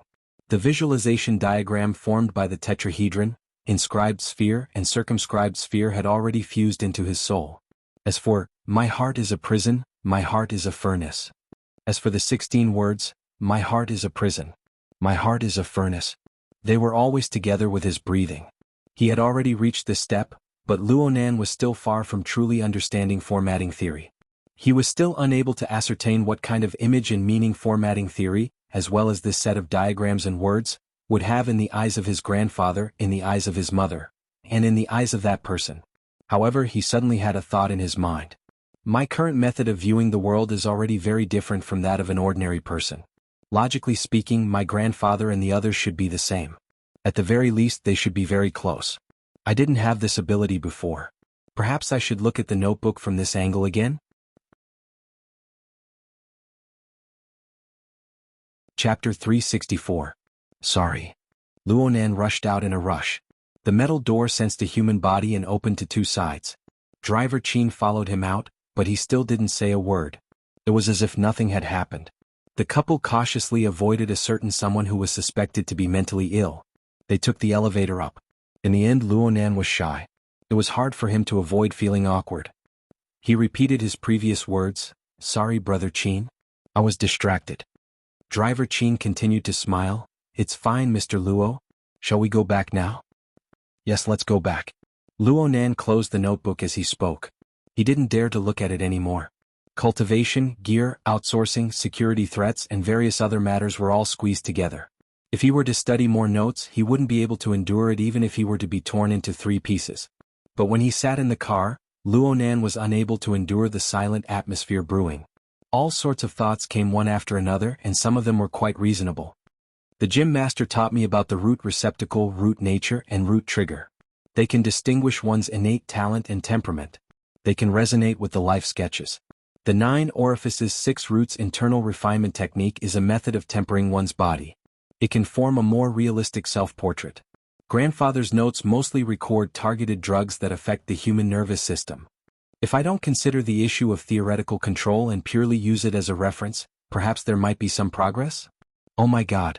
I can't hold it in anymore. What should I do? Luonan picked up the folded notebook and slapped his forehead. He was vexed and yearning. The emotions bubbled up from the bottom of his heart, wave after wave, making him restless. He wanted to verify his thoughts, but he didn't know where to start. This time it wasn't because he was at a loss. It was because there were too many places to start. Yes, the light of inspiration in Luonan's mind was like lightning in a thunderstorm. It flickered fiercely in his mind, forming hundreds and thousands of streaks in an instant. They were like golden snakes dancing wildly, whipping at the tip of his heart. The more he thought, the more tormented he felt. Luonan sat in the front passenger seat, using the notebook to press against his head. In the end, he was defeated by the impulse of inspiration. He sucked in a breath of cold air and flipped open his brown notebook. Just as he was about to start scribbling, he still had a bit of rationality left in him. He flipped back to his own notebook and found a blank space. Then he started scribbling furiously. Classification technique, internal refinement technique, mind medicine, life sketches. Some of these related knowledge flowed smoothly, while some only existed in concepts. However, when they were connected, they unknowingly formed a vast and vague network that covered and explained everything. The spiritual light flashed like lightning, but the writing speed was still too slow. Luonan's 2 legs were trembling with anxiety. The first line of his handwriting was barely neat. But later on, his handwriting was so messy that it was out of shape. Many of his thoughts were simply replaced by simple symbols. Some were even randomly sketched out due to his emotions. Just like this, Luonan quickly filled up 3 pages of paper. His mind suddenly went blank, and the tip of the pen was unable to fall down no matter what. Only then did this burst of inspiration come to an abrupt end. Perhaps he had only remembered 50%. No, 30%. Beads of sweat seeped out of Luonan's palms, back and forehead. He didn't care. He just flipped through the few pages that he had recorded from beginning to end. For some things that were too illegible and abstract, he would try to recall, interpret, and then make new notes. He was racing against time and memory. He was competing against the most mysterious and unfathomable of inspirations. He flipped through page after page like this. He made notes and added notes. Soon he filled up 6 or 7 blank pages. It was more than twice the amount he had recorded from the beginning. Then he flipped through the pages for the 3rd time. This time the pressure was much lighter. He looked through the full 10 pages once more. The more he read, the more relaxed he became. Very good. He was able to make up for it in time. He confirmed that more than 50% of his thoughts had left behind traces. There were some that were more detailed. Luonan's wristband vibrated. At first, Luonan simply ignored it. Then Driver Chin coughed lightly to remind him. He shot a glance and his scalp tightened. Yes. Where are you? What time is it? Why aren't you home yet? Mrs. Luo Shuqing's tone was very stifling. She was probably really angry. Oh. Luonan stared blankly. Right. Where was he? He turned his head to look at the driver's seat. Driver Chin turned on the headlights, indicating that he should look at the sign in front of him. Luonan looked at the sign and read, I'm at Rongxing Street. Cough. I'm outside the community. I'll be there soon. Luonan only had time to confirm the time now. It would have been better if he didn't look. Once he looked, his face twitched. 23:47. It was almost midnight. Luonan was able to confirm that the security car he was in was already parked outside the community. He didn't know how long it had been there. Driver Chin sat quietly in the driver's seat. He maintained his silence until now. This was his usual style. Luonan needed to express his gratitude. Otherwise, he would have been disturbed in the process of retracing his inspiration. It would have been impossible for him to record 10 pages of inspirations. Brother Chin. Many thanks. Luonan's clumsy tongue revealed itself once more. He was stuck here. He didn't know what he should say for a time.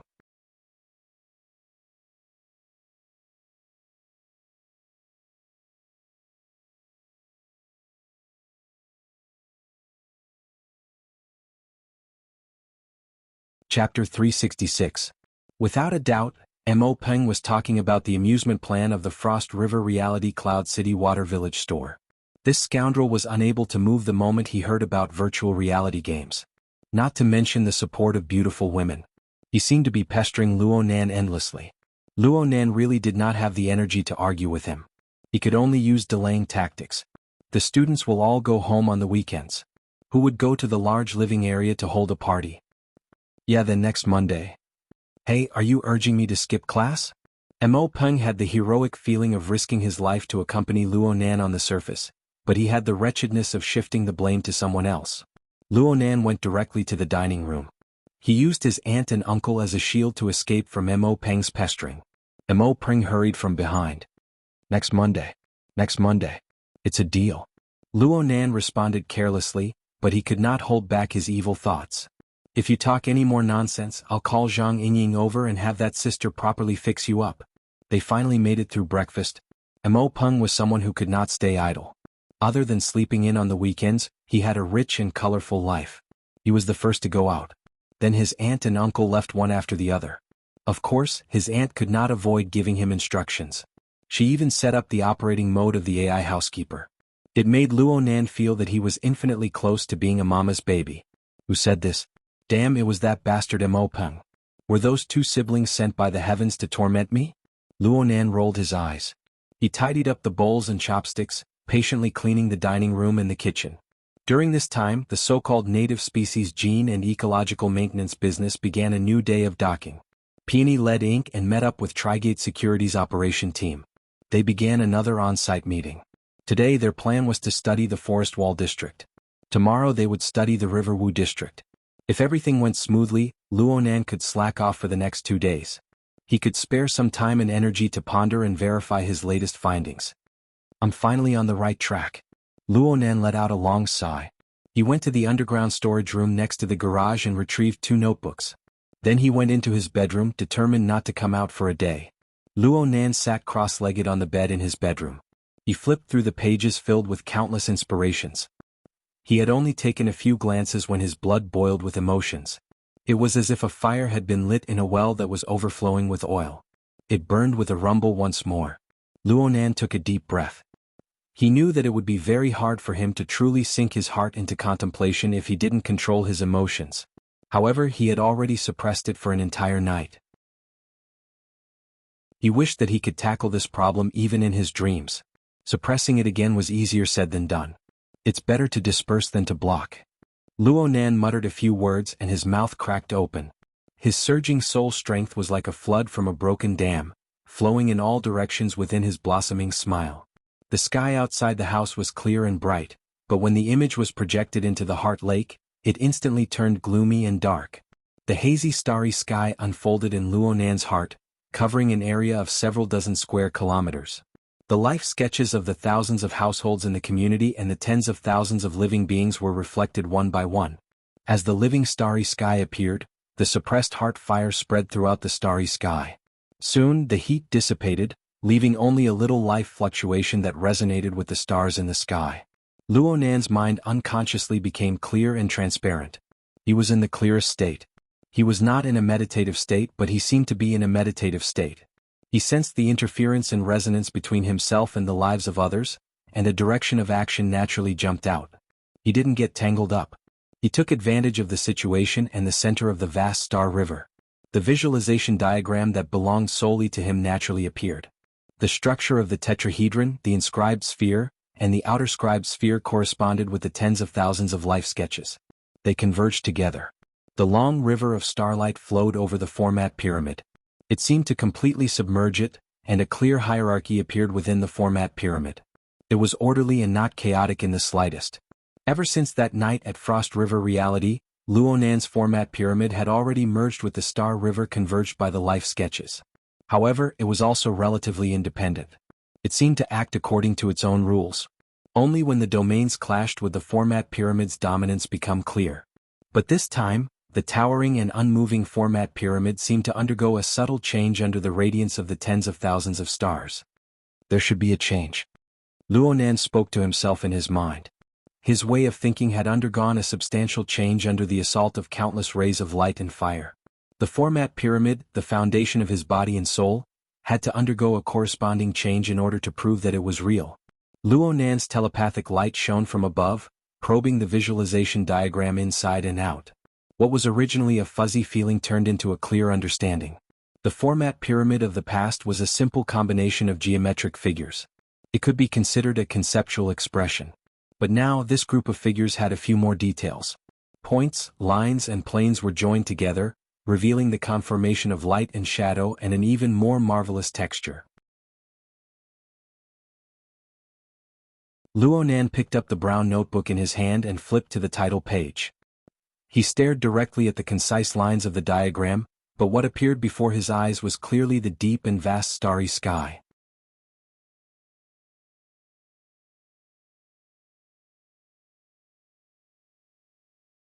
He began his afternoon research. Compared to the flashes of inspiration and the successive bursts of intensity in the morning, his mind was set in the afternoon. His state of mind was much calmer. He just quietly observed this marvelous and gorgeous starry sky. However, he didn't use the logic of formatting theory.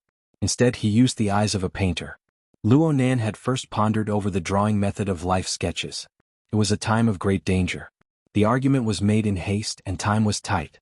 He exhausted all of his accumulated knowledge at the time. The out-of-body experience, the pattern and rhythm of soul breathing, the understanding of configuration, the operational structure of energy and information. This included his many years of sketching skills, his experience in drawing thousands upon thousands of sketches, and his keen grasp of a character's characteristics. Luonan was able to integrate super complex elements to complete such a magnificent masterpiece. It was enough to be proud of. But from the harshest point of view, there was always a difference in judging standards between a rushed work and a meticulous work. In the end, a life sketch was just a sketch. It was a rough impression captured through the use of sketching techniques. Composition, proportion, structure, and all sorts of details were far from perfect. Needless to say, Luonan was still lacking far too much at the time. He didn't have the ability to bear the burden. He didn't have the insight and experience. But now, through learning from Gym Master Shio, cramming in the basic knowledge of the inner world, and practicing the coupling effects of the God gear and the body gear, Luo Nan patched up one flaw after another. He was like a young painter who had achieved minor success in his craft. Luo Nan turned his head and looked at the draft he first practiced with. It was too horrible to look at, but he knew where the flaws were and how to fix them. The overall order of the living starry sky existed, but the precision of the diagram was lacking. The image was large and impractical. It had already formed a basic mold, but there was practically no room for refinement.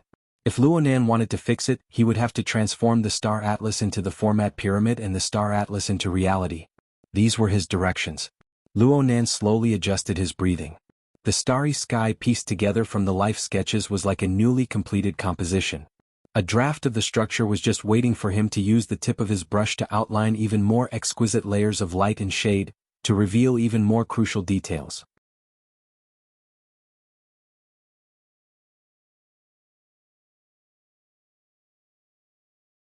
It was said, "Man follows the earth follows the heaven follows the Tao, and the Tao follows nature." All right, he had to admit that the words of Eastern metaphysics were far too rich in meaning. There were often many interpretations. It was very likely that he would be led into a ditch if he were to chew on the words one by one. He simply used this kind of imagery to draw a classical visualization diagram on his notebook. It was a combination of a tetrahedron, an inscribed sphere, and an outerscribed sphere. The inscribed sphere symbolized the self format, the outerscribed sphere symbolized the heaven and earth format, and the tetrahedron in the middle represented the societal format. From the perspective of a pure cultivator, he could temporarily discard the societal format. He could pay more attention to the relationship between the self format and the heaven and earth format. However, this topic itself was far too large. It didn't conform to the principle of concreteness. Luo Nan simply discarded it. He no longer considered the overall framework. He only sculpted the details. In other words, he gave up on the large topic of how to create the heaven and earth format. He chose the following branch: how to manifest the creation of the heaven and earth format with the self format. It seemed to be too large. Then he continued to choose. As he went down the levels, Luo Nan's mind became clearer and clearer. The basis for his choice became clearer and clearer. He didn't even need to think about things like fundamental theories.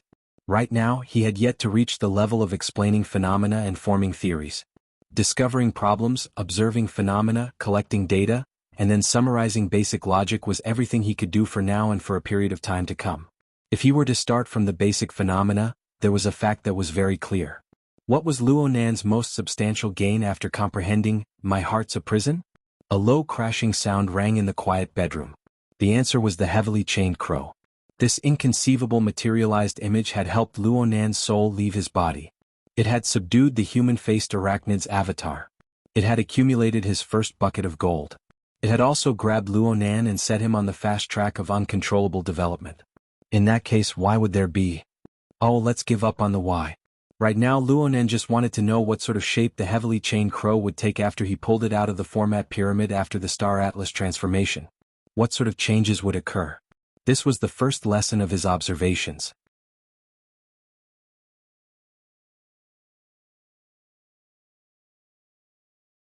It was like the core of a galaxy formed from billions of stars in the true universe. It sat at the very center of the living starry sky. It's good that it didn't collapse. Luo Nan sought joy in the midst of bitterness. He was just about to go and observe these changes in greater detail when the sound of chains, which he had nearly forgotten, rang out once more from the depths of the brilliant and splendid constellation. It carried a special rhythm that covered every corner of his range of perception. At the same time, an invisible and boundless power accompanied it, spreading throughout the starry sky, distorting the darkness in all directions. The stars in the sky and the millions of life sketches circled around it. Luo Nan was able to clearly sense some sort of obscure law using this incorporeal yet boundless power as a carrier. It was laid out layer by layer, invading practically every single life sketch. A headache and dizziness were Luo Nan's first reactions. This was because the first thing that was impacted by this rule was his general knowledge of the basic spatial order around him. The living starry sky was distorted. The near became far and the far became near. It was originally at the top, but it suddenly fell to the bottom.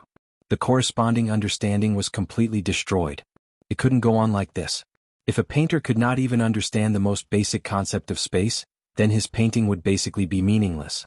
Luonan hoped to restore his cognitive order. He deeply sensed the living starry sky, using interference power to borrow the material plane to anchor his position anew. For this reason the God gear and body gear interlocked and rotated. The spiritual light of the eye's orifice transformed into a heart lantern. It drove the energy of his internal organs, and it cast itself towards the boundless starry sky of the mental plane. The results of clairvoyance became more and more subtle. The boundless Milky Way had hundreds and thousands of constellations. They naturally resonated with the heart lantern of the eye's orifice, but they were all different. Some were dim and lightless, while others became especially eye-catching. Whether they were bright or dark had nothing to do with the distance between them in physical space. It was even more chaotic.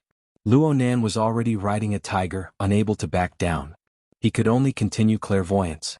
The heart lantern transformed into a beam of sensing light, making contact with the glittering targets one by one. In an instant, the warped distance of physical space became meaningless. The heart lantern of the eye's orifice was like a beam of light that descended from the heavens. It pierced into the more practical world of reality from the mental plane. Darkness assaulted Luonan's face, but it was pierced through in the blink of an eye. The barrier between the material plane and the mental plane was already weak and powerless before Luonan. Under the illumination of the heart lantern, the light and shadow of reality interweaved and combined, reflecting a fuzzy figure that gradually grew clearer. And so Luonan saw a majestic black man. His upper body was bare, and he quietly sat cross-legged in a secret room. He was like a statue. His pitch-black skin was covered in a layer of dense beads of sweat, and the distinct lines of his fascia and muscles were trembling. It was clear that he was not as tranquil as he appeared on the surface. Luonan recognized this person. He was Black Tiger Bays. He was the vice-commander of the Knights of Equity of the Order of Justice of Xia City. He was an expert with an extraordinarily powerful fleshly talent. During the incident at Frost River Reality, this fellow was a fierce general under An Wang. He was an enemy of Luonan's side, and he fought brilliantly against the ears of truth, Fairchild. But in the end he was used as a sacrifice by An Wang to release the power of the scales of truth. During the sacrifice, the element of chaos was replaced, causing Baze's foundation to be nearly completely destroyed. In the end, Fairchild, who cherished talent, saved him. Fairchild then requested Luonan to lend a helping hand, entering the order frame to maintain his livelihood. Baze relied on Luonan's order frame to survive.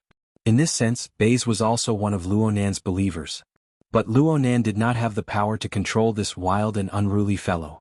He had no interest in ordering him around. Many times he nearly forgot about Baze. Luonan never expected that his subconscious clairvoyance would select this person. With Luonan's current eyesight and knowledge, coupled with the close relationship between the two, the heart lantern of the eye's orifice descended upon Baze's most essential location. His muscles and bones were strong, but his internal organs were weak. His vital energy was scattered. His human frame had collapsed. Only by following the order frame bestowed upon him could he survive. Baze was still in the recovery period. Even though Luonan had given him the support of the order frame, Luonan only understood half of it at the time. There were many areas where the information was fuzzy. The relevant adjustments and adaptations were a large project. Luonan could feel Baze's hardships and impatience, but there was even more tenacity and callousness. Perhaps Baze had paid attention to the heart lantern of the eye's orifice for too long, but Baze seemed to sense something. His eyelids trembled slightly and he immediately opened them. Luonan could see that Baze's thick lips were slightly curled up. There was a bit of ridicule in his eyes, but it was unknown which side he was referring to. In the next moment, Baze raised his arms and raised his head. He assumed a strange pious posture, as if he wanted to embrace the holiness of the void. Chapter 370. Oh, this wild and unruly fellow. Luonan didn't go so far as to consider himself a god. He wouldn't lose his bearings just because of a few words from Baze. The light of the heart lantern of the eye's orifice pointed directly at Baze's essence. Luonan naturally used the division technique he had just learned from Gym Master Xiu. Yes, there was also the relevant information that Fairchild had told him before he left. Luonan had a general judgment of Baze. This fellow pursued power without end. There was only power in his eyes. He didn't care about being restricted at all, especially when it came to the so-called gods, doctrines, and other illusory matters. The root receptacle could be remolded. The root nature could be controlled. The root trigger was appropriate. It seemed like it could be done. What Luonan lacked the most right now was observation and verification. His thoughts spun in a circle, and the beam of light from the heart lantern of the eye's orifice dropped down, piercing between Baze's eyebrows. It was at this moment that Luonan realized with horror that the sound of chains under the living starry sky grew clearer. The incorporeal and boundless power merged with the beam of light from the heart lantern of the eye's orifice. It ignored the distance between space and itself as it pierced into Baze's body. The interference power of the heart lantern was not worth mentioning in front of a powerful B rank. However, the marvelous power of distortion it carried was instantly displayed on Baze's body. Baze's reaction was huge. His cheeks contorted and the muscles of his body violently twitched. Even so, Baze opened his mouth to reveal an ugly and unbridled smile. Bah! The hard bed beneath Baze inexplicably split open. Dust flew everywhere. He stood up and landed on the ground. He staggered a bit, but he still maintained a posture of stretching out his arms and raising his head.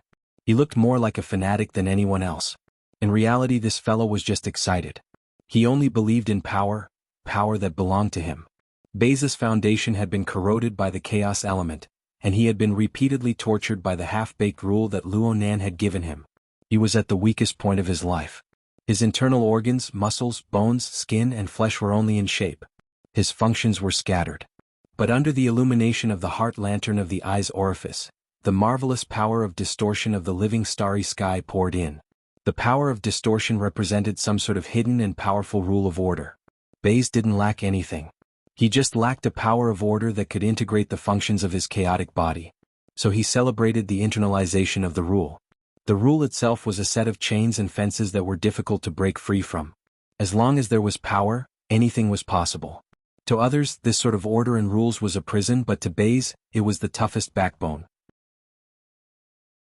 It was the foundation and guarantee that he could achieve his goals. Baze staggered 2 or 3 steps before he managed to steady himself. His eyes were ferocious and glowed with a green light. After holding back for more than 20 days, this guy was like a hungry beast, looking for food in the wilderness. His hunting ground was the big city outside. In the next moment, the iron door of the quiet room, along with the door frame, was kicked off the wall and flipped over. The members of the Order of Justice, who were responsible for taking care of him and monitoring him in passing, were all dumbstruck. Baze strode forward and raised his hands high at the same time. He shouted at the ceiling or at the higher realms, in a pious and crazed manner. "Praise you." Evidently, he was quite satisfied with the formless yet powerful rules of order. He felt that the power he had gathered at his current stage was worth the price he paid. The Order of Justice of Xia City was undoubtedly at its weakest right now. After Baze reconstructed the frame of his soul, he recovered most of his strength to its peak state. Even First Ablatum Zheng Xiao, who was temporarily in charge of the Order of Justice, didn't have the guts to stop him. He could only let Baze swagger away. It seemed like he had done something wrong. Luonan watched Baze laugh loudly as he walked out. He felt an inexplicable sense of guilt. He shook his head, leaving a portion of his mind as a precaution. Then he continued his journey of clairvoyance with the heart's lantern. In the end, a weirdo like Baze was just an exception. The sky gradually darkened, and the night world of Xia City was rapidly recovering its vitality.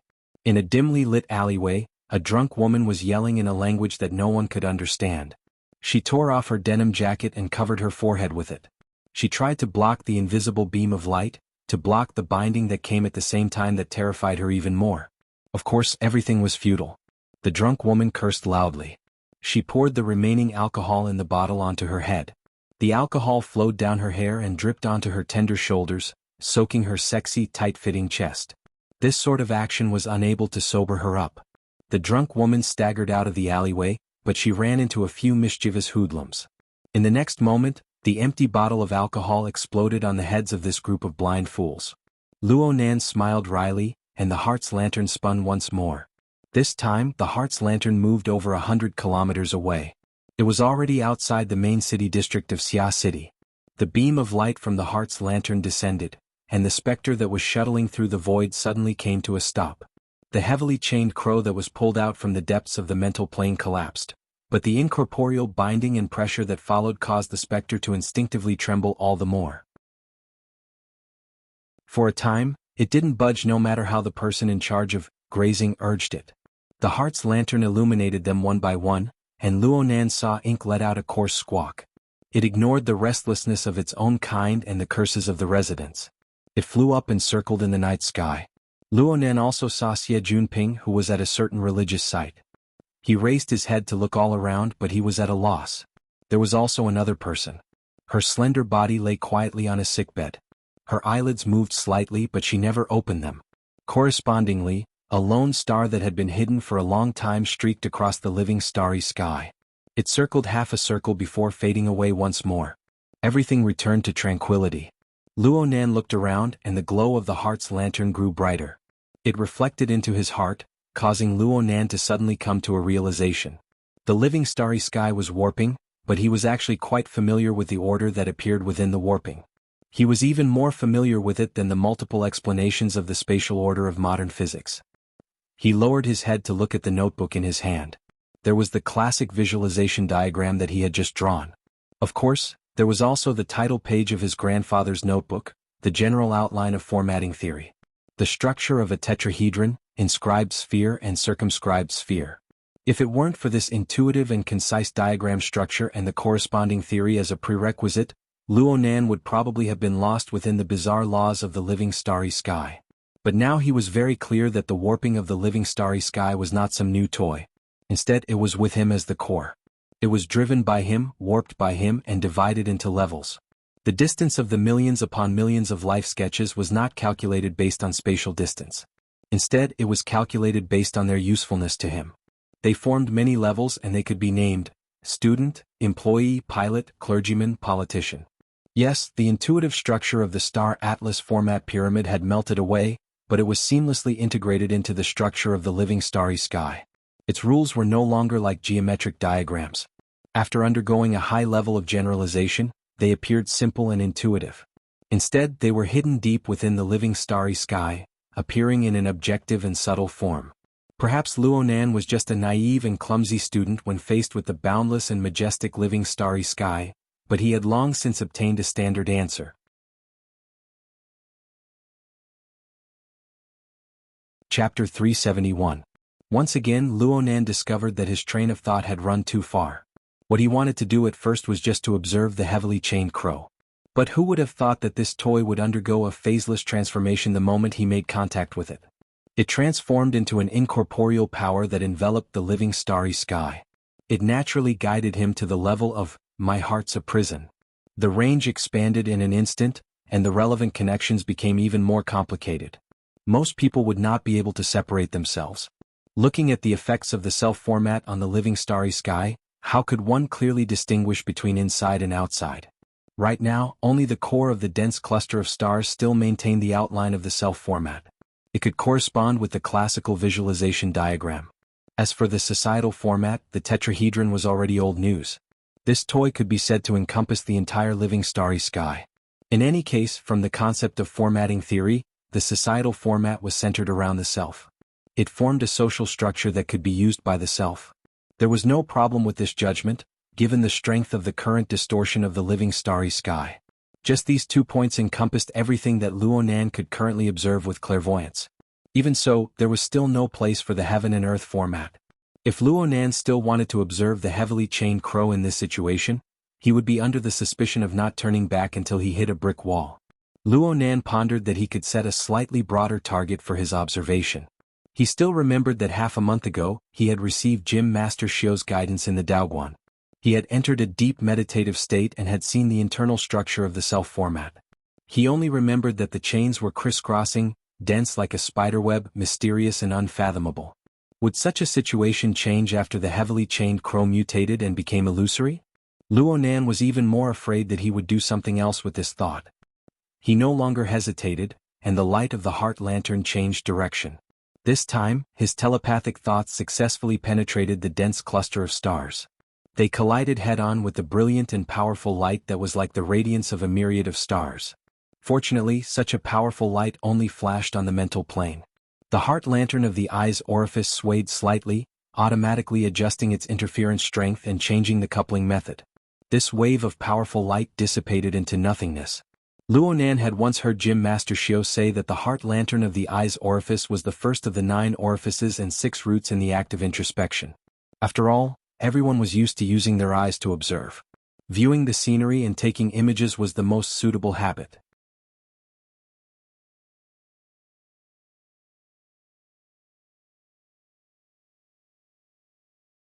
Chapter 372. What the hell? Luonan really did jump out of bed. His head instantly swelled up. This didn't make sense. He didn't have an out-of-body state. He didn't sense the wraith sign hunting. He didn't do anything else. Fine, he did quite a few things. But what did these things have to do with the explosive increase in soul strength? He immediately restrained his thoughts and returned to a more realistic plane. He observed the coupling of the god and body gears. The water level of the vast iceberg ocean continued to rise. It showed no signs of stopping. He had already jumped out of the mental plane. Was it still not over?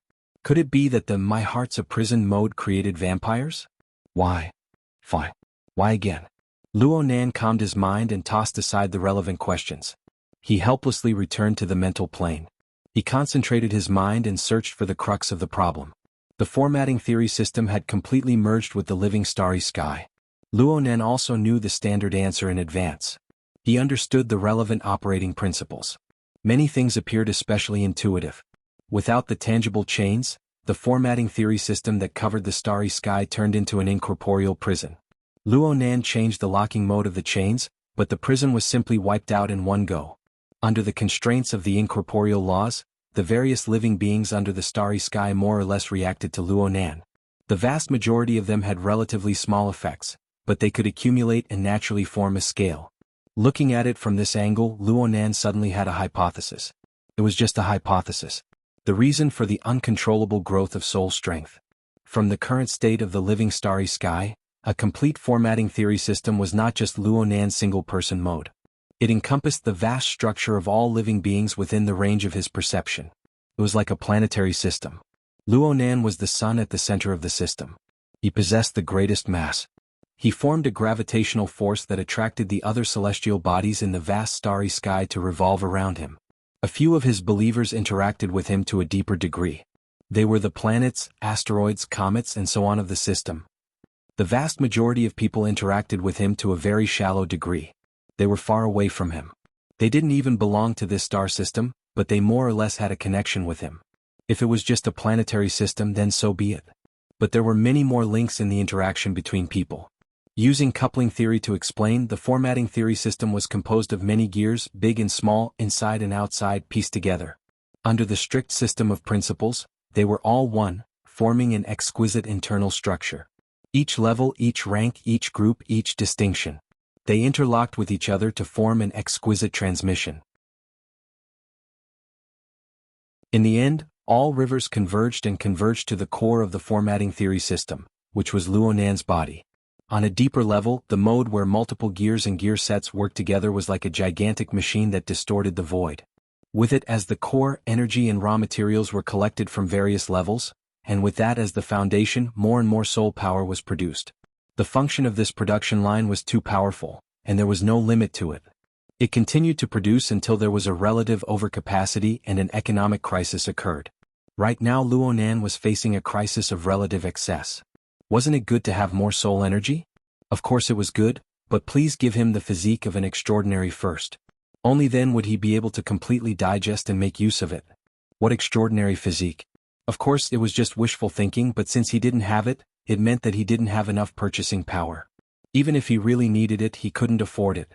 Even if they gritted their teeth and took out a loan to buy it, the long-term pressure of the interest would be enough to crush them. When production and consumption were out of balance, the crisis would naturally come. Luonan's brain began to go out of control at this point. He couldn't avoid letting his imagination run wild. He felt that he was like a factory owner who couldn't find a market, a clumsy capitalist. If the excess products could be dumped into a river or thrown into an incinerator like milk, he would gladly do it. The problem was that he couldn't even find a channel that could carry them. The void depository of the external neuron was once a deep lake, but now it was filled to the brim. As for a furnace that could incinerate soul power, it would be more refreshing to just admit that it was a hole in his brain. Luonan began to circle around the bed, but he couldn't completely shake off the influence of his brain. Of course, he didn't really want to find an incinerator. He just wanted to walk along the line of an economic crisis. With his newly acquired knowledge of mechanical design, he managed to come up with a strange idea. He should have intervened. A smart factory owner could completely change the function of the production line in a situation where he had sufficient capital. He could produce new products and open up new markets, even if he had to consume a bit more. TSK. It was said that he was purely observing, but in the end he broke the rules again. But this idea that suddenly popped up was far too wonderful. He couldn't help but put in mental effort. He pondered over it. Actually, he didn't need to remodel the entire production line. He just needed to add one more link. He just needed to continuously consume the products of the work department. Burn and refine essence. This was Luo Nan's first thought. Gym Master Shio once said that this sort of refinement of essence into energy required the participation of the mind. In turn, it tempered the mind and increased its level. This was a refining process of soul power.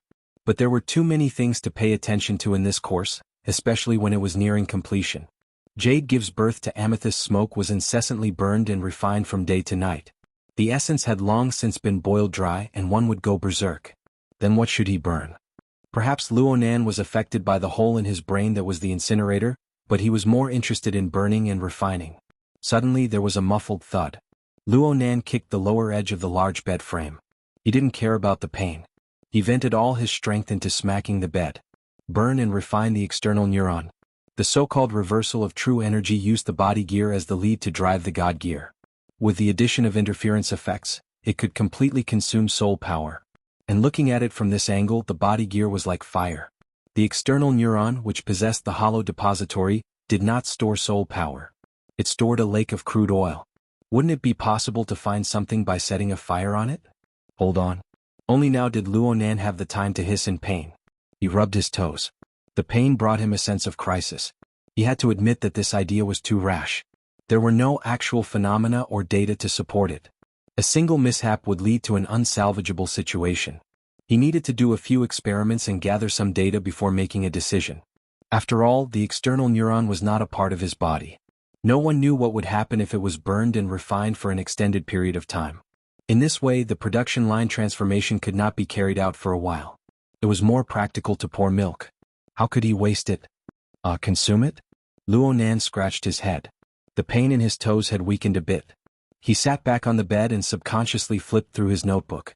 He wanted to find inspiration to solve this problem. But unfortunately, inspiration was a thing.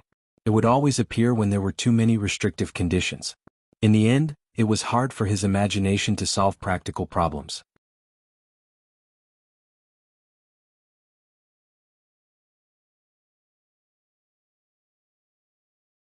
He went into closed-door training when he got back.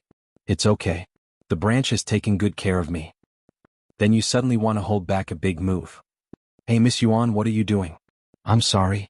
Something urgent suddenly came up. I need to go take care of it. Let's talk later. Okay. Later. The beautiful Miss Yuan didn't even have the patience to listen to Papercut's words even though she said they would talk later. She didn't even have the slightest intention of turning around. She swayed as she walked out of the tea house, quickly disappearing into the stream of people.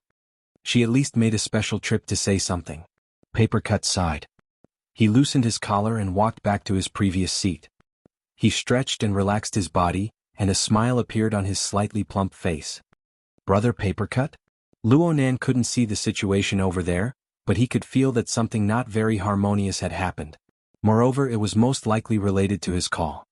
Am I bothering you? It's nothing. It's nothing. The more beautiful a girl is, the harder it is to coax her. Besides, I just saw that she was pretty. I harbored evil intentions. Where were we? Brother Papercut, since you have something to do, we can talk about it when we meet on Monday. I said it's nothing.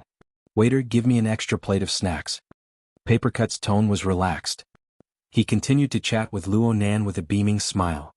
If you really feel guilty, then introduce me to a female student from Acumen College. She has to be over 20 years old. I'm afraid I'll turn into a beast if she's too young. Luo Nan stuttered a few times. Even he himself wasn't sure if he should agree or not. Papercut chewed on the snacks in his mouth as he spoke indistinctly. Oh right. Let's talk about a big move. If you really want a big move, you don't need to look for it in the activation class. Open your mind. There are many things under the heavens that are suitable for you. For example, you can pay attention to an honor point mission from headquarters. The serial number is RT-8313. There might be a pleasant surprise there. Headquarters?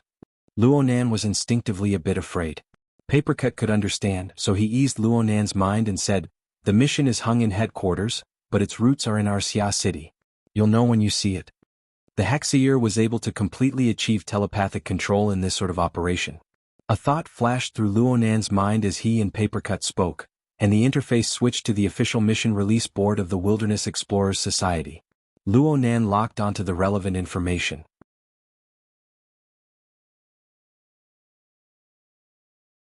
Chapter 374.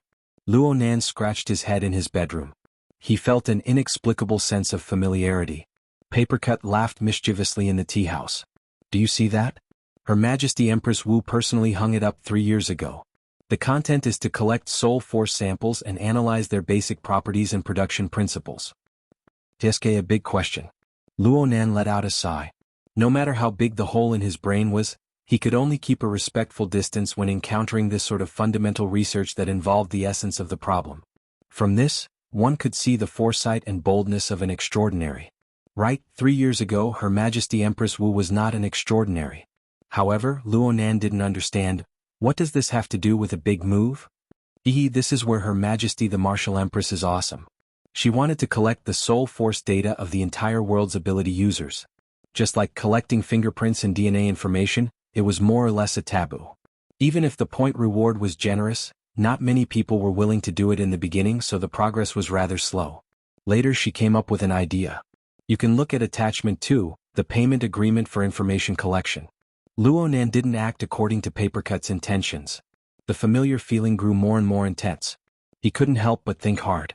Where in the world have I heard this before? After all, his social circle was very narrow and he didn't have many choices. Soon he slapped his thigh.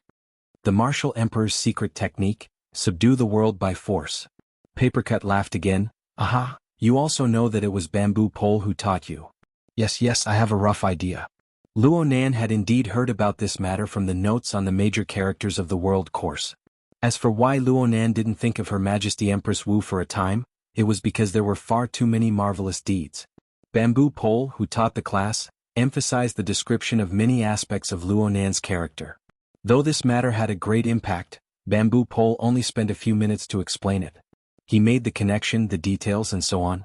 Then Bamboo Pole treated it as an extended assignment after class, letting Luonan do his own homework. Luonan was pressed for time, so he didn't really get involved. He passed it by mistake. At present, he only knew that in this event that shook the inner world, Her Majesty the Martial Empress had displayed her inconceivable boldness. On the mission issuance interface, she had publicly imparted an astonishing attack technique, which had instantly ignited the entire inner world. The current research on supernatural powers was still in its early stages, and some of the advanced research results had yet to be disseminated. Most of the ability users in this world were still in an instinctive state of ignorance about how to use their own abilities. Her Majesty Empress Wu grasped the minds of these people, publicizing a profound technique that was extremely suitable for the awakened level. Its allure instantly crushed most of the people's defenses. For a time, cultivating the Martial Emperor's secret technique became common practice. Not to mention the awakened, even the higher-level architects and transcendents practiced and researched it. From that moment on, Her Majesty Empress Wu's fame truly spread throughout the world. Papercut helped Luonan enrich the details. Her Majesty Empress Wu spent a large sum of money to build a special data collection network before the release of the Dripping Sword secret technique. She borrowed the East Wind and spent a mere 2 years to collect over 40,000 effective samples of ability users of all levels. There was a gap of a year in between. At the beginning of this year, she released a technique suitable for architects or B-rank power users. At present, the number of valid samples has not been calculated, but it should not be too little. I estimate that there should be at least 300 to 500 samples. The number of B-class experts might seem small, but considering the number of B-class experts, the ratio was quite high. This is the 3rd year. Her Majesty Empress Wu has already advanced to become an extraordinary. We are all guessing that this year or next year, it is very likely that she will bring out an even higher level technique. Oh, the extraordinary level. How magnanimous. Luonan had to admire her. Yeah. Although this sort of technique became a common commodity once it was released on the internet, it's still quite good to have a technique at your disposal. The more Papercut thought about it, the more reliable he felt it was. Next, he did his best to recommend, Her Majesty Empress Wu's technique is famous for being reliant on control. The same dripping sword can be used by one person to exterminate a powerful enemy like slaughtering a dog, while the other person can't even kill a chicken. There are situations like this. Your spirit enhancement is in the precision direction. I am very confident in your control.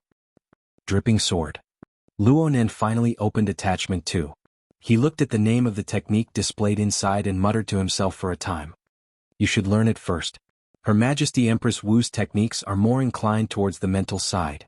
The requirements for the fleshly body aren't too high. It just so happens to suit you.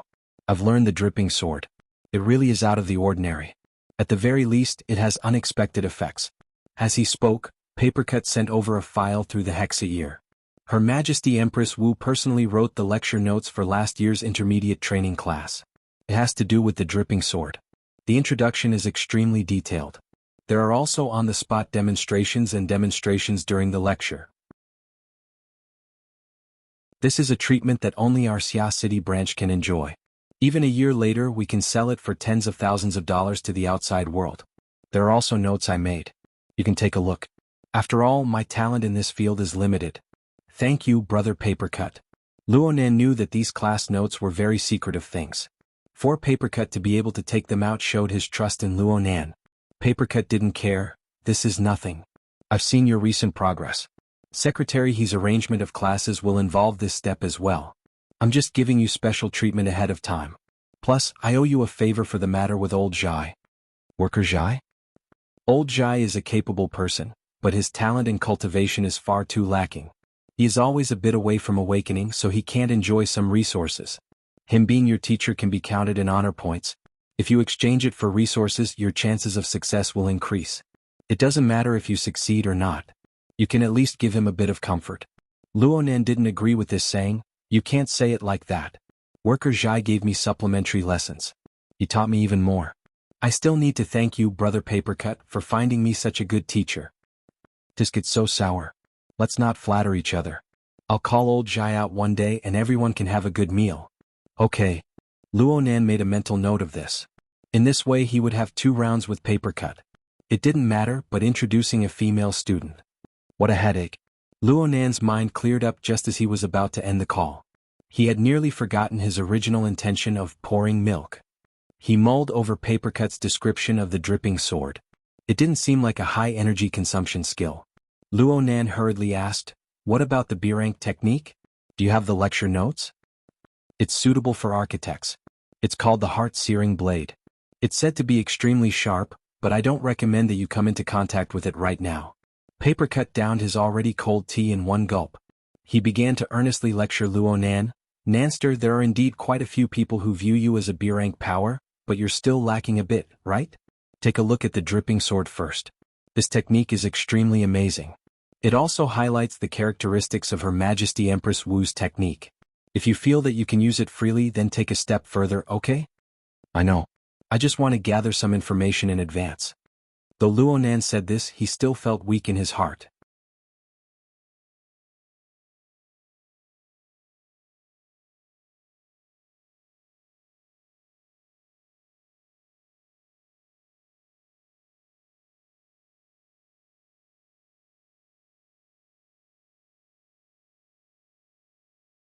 Chapter 375. Sister Yuan? Luonan grew more and more diffident. This sort of action of biting off more than one could chew would most likely not receive Yuan's support. Papercut added, however, if it involves personal understanding and experience, it would be best to find someone who was present at the time of the lecture. It would be even better to impart the teachings of their hearts.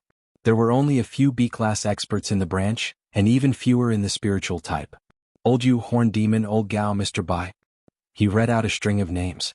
Luonan found the names familiar. Aren't these the psychics of Xia City? Old Man Yu was one of the Iron Triangle of Xia City. He was known alongside Ouyang Qin and Her Majesty Empress Wu. The centaur was said to be an adventurous madman with a tendency to self-destruct. He wandered in the wilderness every day looking for excitement. Old Gao was the creator of the paper talisman in Luonan's hand. He was a Taoist with an inheritance, and he was half a disciple of Old Yu. As for Mr. Bai, Luonan was even more familiar with him.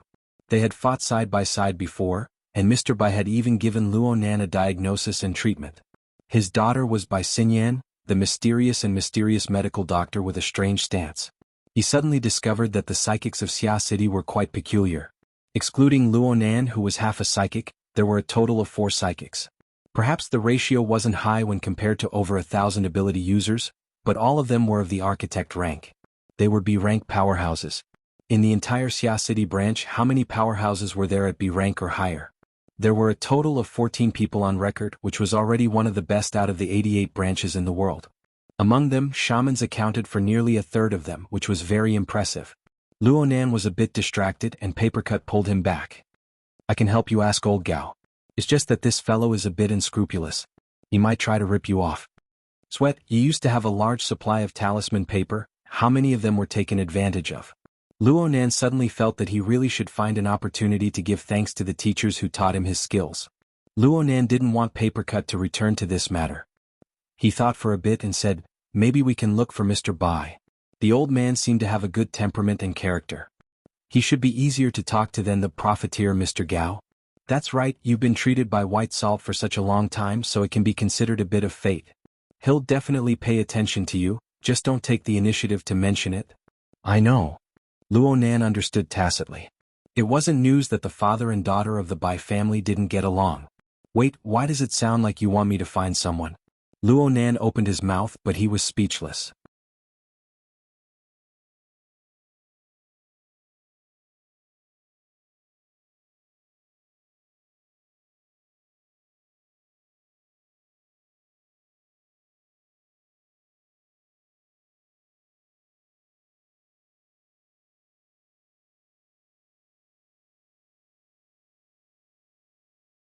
The virtual screen clearly showed that when the pleated skin wild boar charged, translucent water droplets condensed in midair and pierced through the pupils, causing the fragile eyeballs to explode, but that was all. Her Majesty Empress Wu also said, I just unleashed a dripping sword, but the effect wasn't too good. The reason why I'm doing this is to show everyone one thing. In practical applications, you shouldn't overestimate its lethality. After all, this is only an awakened level technique. If you don't use it properly, it will make the situation worse. It sounded very reasonable, but was it really not because of a mistake? Luonan had yet to walk out from the shadow of losing face. He couldn't help harboring a subtle thought and made malicious guesses. But in the next second, the other eyeball of the pleated wild boar, which was still 20 meters away, exploded. The situation seemed to be similar to last time. The pleated wild boar roared once more, but its roar was cut off halfway. Its thick and sturdy body lost its balance. It simply fell to the ground and slid forward. It lost all kinetic energy when it was around 5 meters away from Her Majesty Empress Wu. All that was left was the instinctive twitching of its limbs. Luonan gaped. This time he really didn't understand where the problem lay. At this time Her Majesty Empress Wu took 2 steps forward. She was like a field researcher. She knelt on one knee next to the pleated wild boar, allowing the dry red earth to stick to her hunting clothes. Then, her slender fingers swiped through the air, and the head of the pleated wild boar that was as hard as iron was cut apart. It was only this inhuman action that made people remember her identity as an extraordinary. Oh, she wasn't one 3 years ago. Luonan didn't know how many times he had been stumped by this train of thought. The dissection scene was very bloody, but it helped to restore the truth. It was as if Luonan was at the scene. He took 2 steps forward and saw that the brain of the pleated wild boar had completely turned into a paste. Forget a wild boar, even a giant elephant would be cleanly wiped out by this kind of damage. But why was the effect so different between the 2 times? Could it be that she was cheating? Luonan sank into malicious conjectures, finding it hard to extricate himself. On the other side, Her Majesty Empress Wu had already given the answer. In terms of destructive power, this is the effect of the water droplet impact, which is enhanced by both sharpening and exploding. And in order to control it to penetrate the eye and enter the brain, there is also the enhancement of guidance. Her Majesty Empress Wu smiled as she explained the key points of this attack technique. As mentioned before, the dripping sword was called a sword, but it was actually an attack technique that interfered with the material plane of the mind.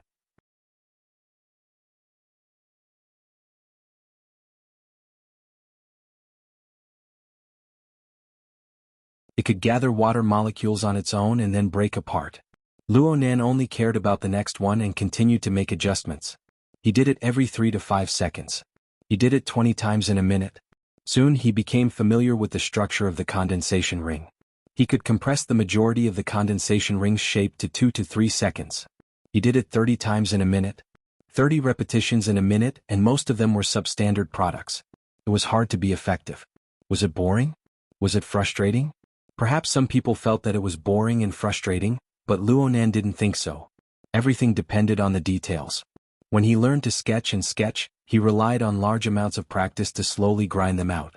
When he sketched the outline, it seemed as if he was drawing lines that were all the same. It was repetitive and tedious, but in reality, his hand could clearly sense whether it was stiff or soft, rough or exquisite. A person's aesthetic sense could be accurately grasped, and the corresponding sense of accomplishment would inevitably follow. Yes, only when one's thinking was exquisite could one touch upon a more subtle level. One could capture a little change, a little progress, and the sense of accomplishment. It was as Her Majesty Empress Wu had said. The dripping sword technique was a kind of structural art. A slight transformation was a kind of plastic art. Luonan's perception and aesthetic sense could be judged. Therefore, Luonan could borrow his previous successful experience to know what sort of standard he needed to reach. He was mentally prepared for the dry and tedious practice in the early stages. The distance wasn't too far. His progress could be seen. Why not complete it in a spurt of energy? Luonan really did treat it as a painting. He followed the routine from back in the day. After a short period of brainless practice, he no longer casually used his thoughts to shape. Instead, he used his brain. He compared it with Her Majesty Empress Wu's example, carefully imitating and correcting it. He first slowed down. After gaining some understanding, he began to speed up. Then he slowed down again. Then he sped up again. In the end, he sped up all the way. Luonan forgot how many times he practiced. In the beginning, he recorded it through the hexier, but how could he care about it later on? Around 2 hours passed, and it was almost time for lunch. Luonan's mind suddenly lit up. The brush and carving knife of his soul strength were extraordinarily smooth and quick. He practically couldn't feel the process of carving. A strand of thought was like a seal. It firmly pressed down, and the condensation ring was engraved on the boundary between the mental and material planes. You're tuning in to the Han Li's Wuxia Chronicles YouTube channel. We're so grateful for your support, and don't forget to subscribe to join us on this incredible journey through captivating stories. Your generosity through donations truly makes a world of difference, as it's the primary source of revenue that allows me to expand and enhance this channel for you. Thank you from the bottom of my heart for being a part of this adventure.